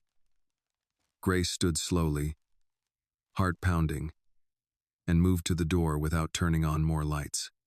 She looked through the peephole. Jonathan stood in the hallway, not Charles, not a lawyer. Jonathan, leaning heavily on his cane, holding a small paper grocery bag in one hand. Grace opened the door, only as far as the chain allowed. What are you doing here? His face was pale with exhaustion. I know I should have called through attorneys. I know, I'm sorry. I won't ask to come in. Then why are you here? He lifted the bag slightly. Peanut butter, honey, bread. The driver said there's a store on the corner. Annie mentioned sandwiches. And He stopped, ashamed of how small and foolish it sounded. I didn't want to wait 6 more years to do one thing she asked about. Grace looked at the bag, then at him. For a moment, the hallway held every version of them. The young woman in a hotel corridor, the man at her kitchen table, the mother in the mansion, the father who had arrived late with groceries he had no right to make meaningful. Grace did not remove the chain. Jonathan nodded as if he understood. He set the bag gently on the floor outside her door. I will call your attorney next time. Grace's voice was quiet. Yes, you will. He stepped back. Good night, Grace. She almost closed the door. Then she said, Jonathan. He looked up. She asked if she had to stop being Miller. Pain crossed his face. She never will. Grace nodded once. Good night. She closed the door and locked it. For a long moment, she stood there with her hand on the knob. Then she opened it again, just enough to bring the grocery bag inside. In the living room, Annie slept on, unaware that outside their small apartment door, the world had begun trying, awkwardly and too late, to make room for her. Grace did not sleep much that night. She dozed for short stretches on the couch after moving Annie to bed, waking each time the building made an ordinary sound. A pipe knocked behind the wall. A car door closed in the parking lot. Someone upstairs crossed the floor too heavily. Each noise pulled her back to the Whitmore estate, to Charles's face, to the way he had offered quiet money, as if silence were something he could still purchase by the pound. Near dawn, she gave up pretending. She made coffee, opened the spiral notebook again, and read what she had written until the words stopped shaking on the page. At 7:14, Annie shuffled into the kitchen in her pajamas, hair flattened on one side, eyes still half asleep. She stopped when she saw the grocery bag on the counter. "Did we buy honey?" Grace looked up from the notebook. "Someone brought it." Annie came closer. "Mr. Jonathan?" Grace nodded. Annie considered this with the seriousness of a judge. "Did he knock right?" "Despite everything," Grace smiled. "What does that mean?" "Not too loud, not scary." "No, not too loud." "Did you let him in?" "No." Annie nodded again, as if that was the correct answer. "But you took the honey." "I did." "That's okay," Annie said. "Honey didn't do anything wrong." Grace laughed then, a real small laugh, and it surprised her enough that tears almost followed. She turned toward the stove before Annie could see. "You want toast? With peanut butter and honey?" "Yes." Annie climbed into the chair. "But just a little honey. We don't know him that well." Grace looked back at her daughter and thought, not for the first time, that children could make wisdom sound like a breakfast order. By 9 o'clock, Grace had spoken with Denise Warren again. By 10, Rebecca Hall's office had sent formal notices. No direct contact from Charles, Victoria, Preston, or any Whitmore representative. No attempt to approach Annie's school. No discussion of Annie with the press. All estate communications through counsel. Denise reviewed the notices and added her own, sharper version on Grace's behalf. At noon, the independent lab appointment was scheduled for that afternoon in a medical office near Emory, not at any facility connected to Whitmore money. Grace told Annie about the cheek swab over lunch. "Like Mr. Jonathan said?" Annie asked. "Like he said. Will Mr. Charles be there?" "No." "Good." Grace did not correct the bluntness. Some feelings did not need polishing. Jonathan was already at the medical office when they arrived, seated in the waiting area with Rebecca beside him. He stood too quickly when he saw them, and winced before hiding it. Annie noticed, because Annie noticed everything. "You should stand up slower," she said. Jonathan paused, then nodded. "I will remember that." Grace greeted Rebecca first, then Jonathan. "Mr. Whitmore." The formality hurt him. She saw it, and she did not apologize for it. If he wanted something warmer, he would have to earn it across more than a night and a bag of groceries. The test itself was simple. A nurse in purple scrubs explained the swabs, labeled the samples, checked identification, and spoke directly to Annie instead of over her. Grace appreciated that. Annie sat still while the cotton touched the inside of her cheek, then watched Jonathan do the same. "That's it?" Annie asked. "That's it," the nurse said. Annie looked almost disappointed. Grown-ups made it sound bigger. Jonathan smiled gently. "Grown-ups do that." Grace looked at him before she could stop herself, and for 1 second they shared the old understanding of something absurd. Then she looked away. The results took 3 business days. Those 3 days were the longest short period of Grace's life. She went to work. She took Annie to school. She answered calls from Denise. She ignored one unknown number that Denise later confirmed came from a Whitmore Holdings office line, then documented it. She did laundry, cooked spaghetti, signed a reading log, and woke twice each night with her heart racing. Ordinary life continued, but everything had an edge now. On the second day, Denise called with news. "Charles's counsel is already pushing for a confidentiality agreement." "No." "I told them that would be your answer." "Good." "They are also floating a narrative that Charles acted based on incomplete information." Grace stood at the kitchen sink, watching Annie draw at the table. Incomplete information did not make him laugh. "No," Denise said, "and we will not let them confuse ignorance with cruelty." On the third afternoon, the DNA results came through. Denise asked Grace if she wanted to hear them privately before any joint meeting. Grace looked at the email on her phone, unopened, and felt 6 years gather around her. She already knew. She had known from Annie's face, from Jonathan's photograph, from the way his eyes changed when he first saw her. But official truth had its own weight. "Read it," Grace said. Denise did. The probability of paternity was higher than 99.99%. Jonathan Whitmore was Annie Miller's biological father. Grace closed her eyes, not because she was surprised, because the world had finally written down what she had carried alone. Annie was coloring a sunflower when Grace sat beside her. "Baby," Grace said softly. "The test says Mr. Jonathan is your daddy."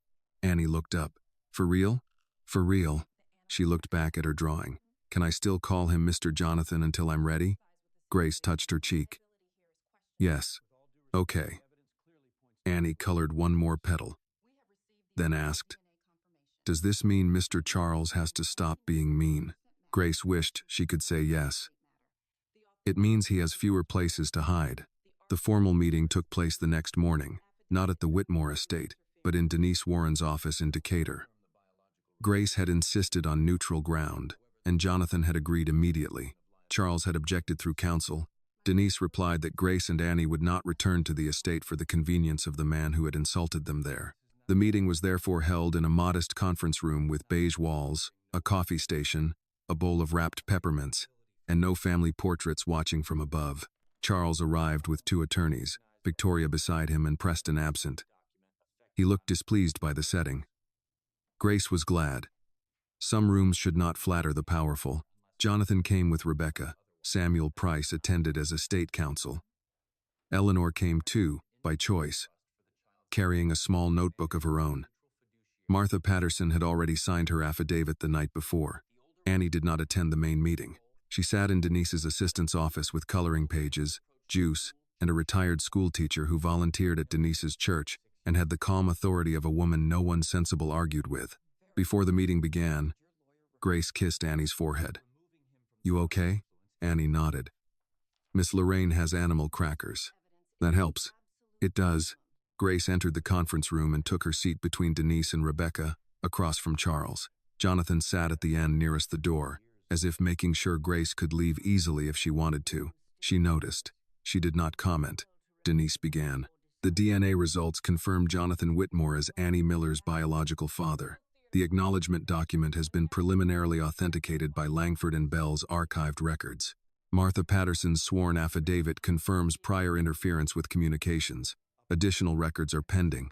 Given these facts, we are here to resolve temporary protective measures and Annie's recognition in the estate review." Charles's attorney, a thin man named Caldwell, folded his hands. "My client is prepared to acknowledge the DNA results without admitting wrongdoing regarding historical family communications." Grace almost spoke, but Denise placed one finger lightly on the table. "Wait." Jonathan spoke instead. "I am not." Caldwell blinked. "Excuse me? I am not prepared to let the record say there was no wrongdoing." Charles stared at him. "Jonathan." Jonathan looked at Samuel. "Annie is to be recognized as my daughter in every estate document affected by my personal holdings. Her legal name remains Annie Miller, unless Grace and Annie decide otherwise. Grace remains her sole custodial parent, unless a court says differently, and I will not challenge that." Grace looked at him then. He continued, voice steady.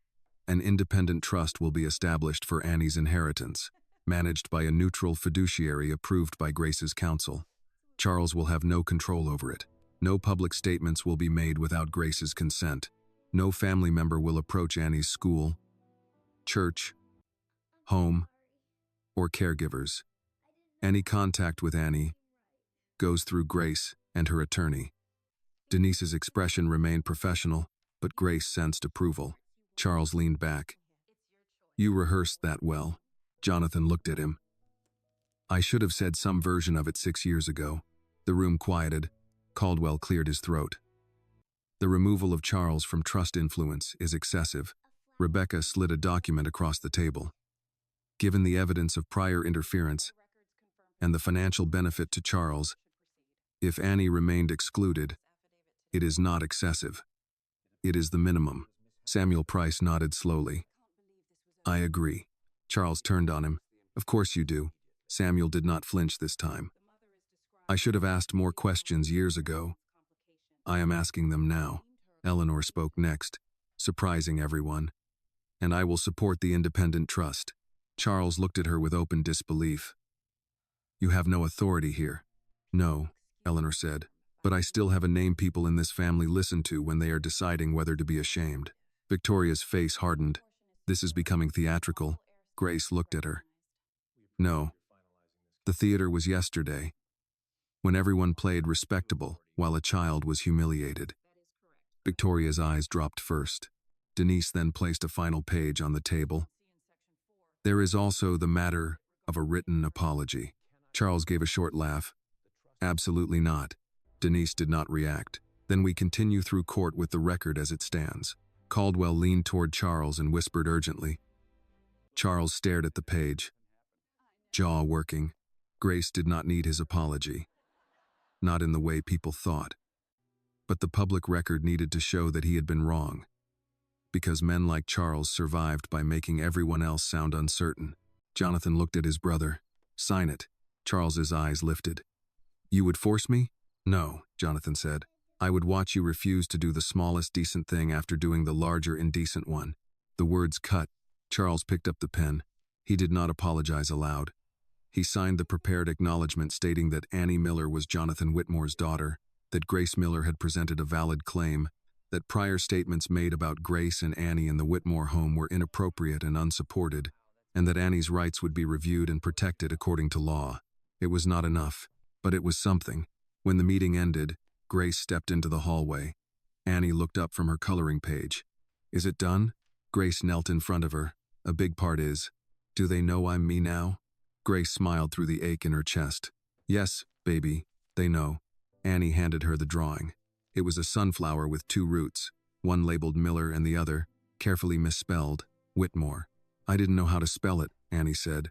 Grace looked at the flower rising from both roots and held the paper gently. That's all right, she said. We'll learn only what we want to keep. The sunflower drawing stayed on Grace's refrigerator for 3 months, held in place by a red magnet shaped like an apple. Annie had corrected the spelling herself a week later, carefully writing Whitmore on a small strip of paper and taping it over the first attempt, but she refused to remove Miller from the other root. A flower can have more than one root, she told Grace, as if explaining something adults should have learned a long time ago. Grace did not argue. She simply kissed the top of Annie's head and left the drawing where everyone who entered their apartment could see it. The months that followed were not magical. They were legal, slow, expensive, and sometimes exhausting. Denise Warren filed the proper motions. Rebecca Hall provided Jonathan's documentation. Samuel Price reviewed the estate records with the careful discomfort of a man cleaning out a room he should have opened years earlier. The independent DNA result became part of the record. The cream-colored document was authenticated. Martha Patterson's affidavit was accepted. Martin Kell's old files were found in off-site storage, and in them were copies of notes, call logs, and one unsigned memorandum describing Grace Miller as a potential reputational and inheritance complication. Grace sat in Denise's office when she heard that phrase and stared at the wall for a long time. A complication, not a woman, not a mother, not the person who had carried Jonathan's child while being warned, watched, and pushed out. Just a complication. Denise did not rush her. She had a way of letting silence sit without trying to decorate it.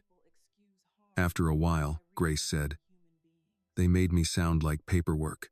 Denise answered, "That is how people excuse harm. They rename human beings until hurting them feels administrative." Grace wrote that sentence down later. By the end of the review, Annie Miller was formally recognized as Jonathan Whitmore's daughter and lawful heir to the portion of his personal estate he had assigned before the accident. The trust was created under independent management, with Grace as Annie's custodial guardian and Denise given authority to review any major action connected to the funds. Charles was excluded from control. That exclusion wounded him more than the money itself. Grace understood that quickly. Charles Whitmore had never merely wanted wealth. He wanted doors to open because he approached them, rooms to quiet because he entered them, and people to accept his version of events because he had spoken last. Now there was a legal document in Atlanta saying he could not be trusted with a child's inheritance. The news did not explode publicly. Wealthy families rarely collapsed in public if they could afford walls thick enough to muffle the sound.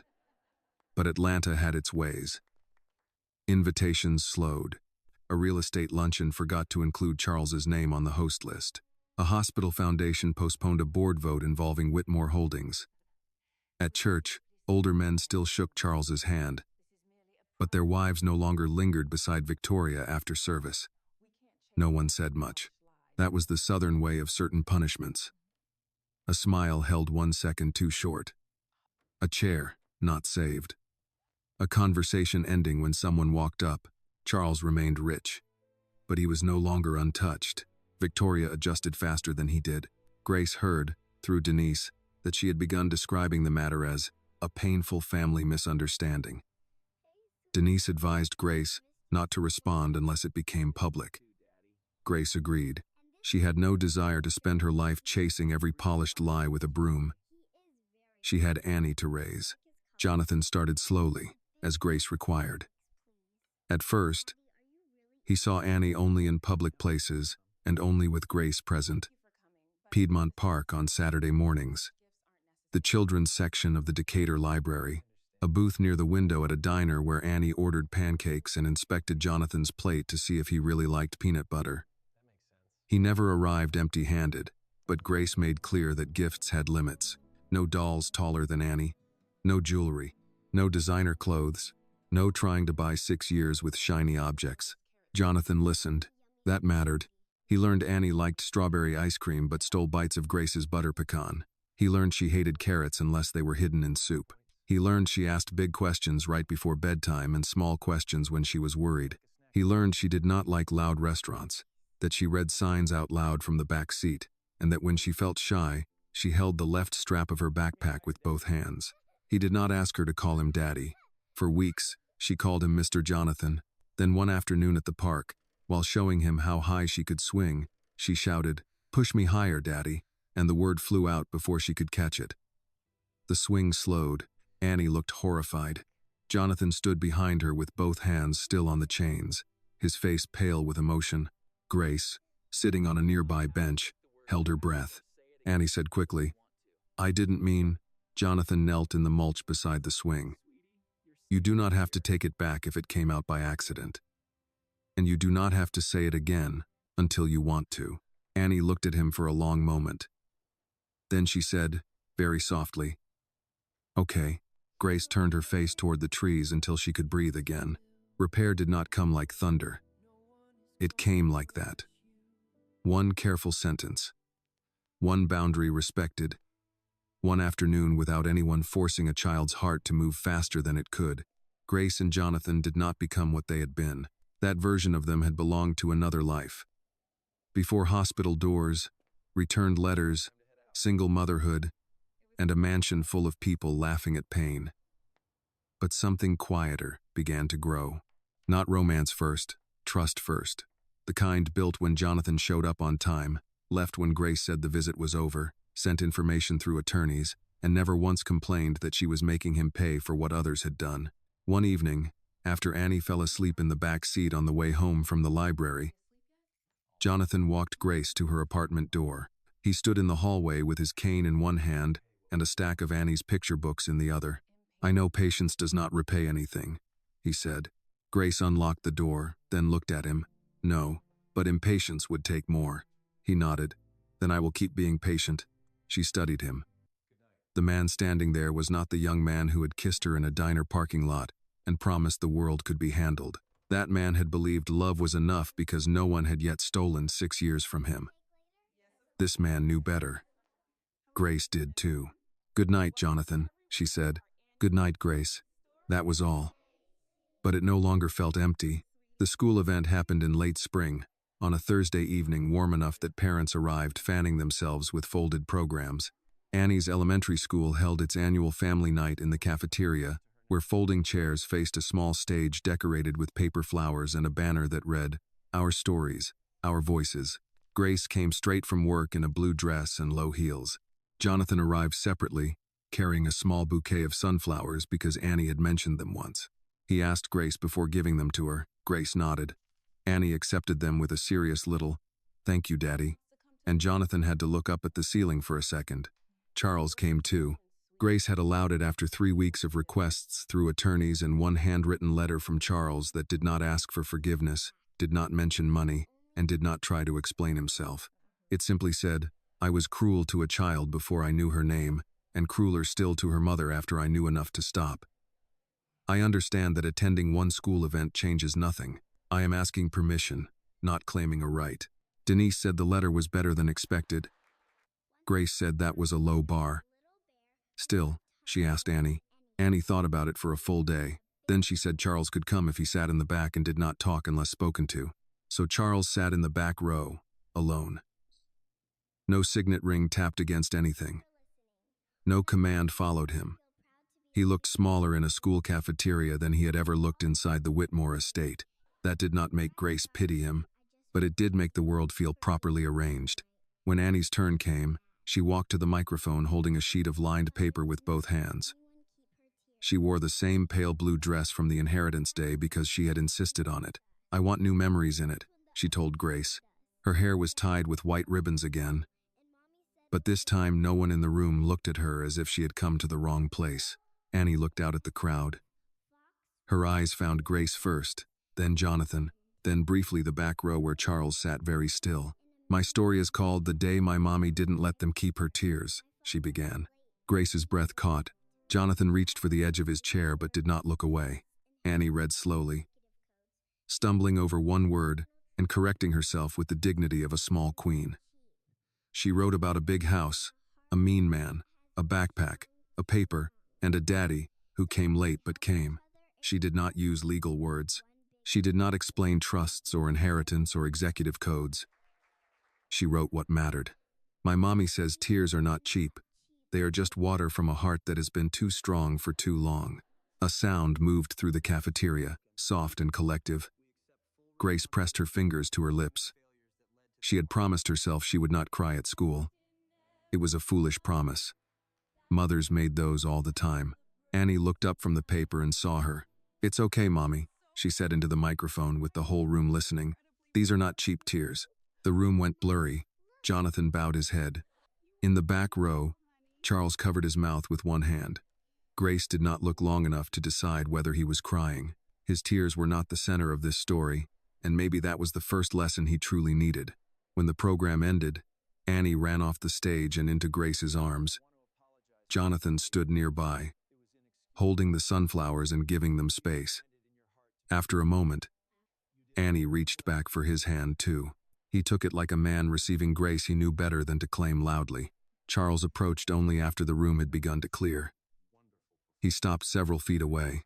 "Annie," he said quietly, "you did very well." Annie looked at Grace. Grace gave no instruction. The choice was hers. "Thank you," Annie said. Charles swallowed. "May I apologize to your mother?" Annie thought about it. "You can say it. She gets to decide what to do with it." Grace felt Jonathan glance at her, but he remained silent. Charles looked at Grace. "I am sorry for what I said, for what I did before that, for what I allowed. I know it is late." Grace looked at the man who had once smiled at her tears and told her to take them to the market. He was still wealthy, still flawed, still responsible. An apology did not make him safe. It did not return 6 years. It did not make Annie's first day in that house disappear. "Yes," Grace said, "it is late." Charles nodded, accepting that because there was nothing else he had the right to do. Grace took Annie's hand. Jonathan walked beside them as they left the school into the warm spring evening. Cars moved slowly through the pickup line.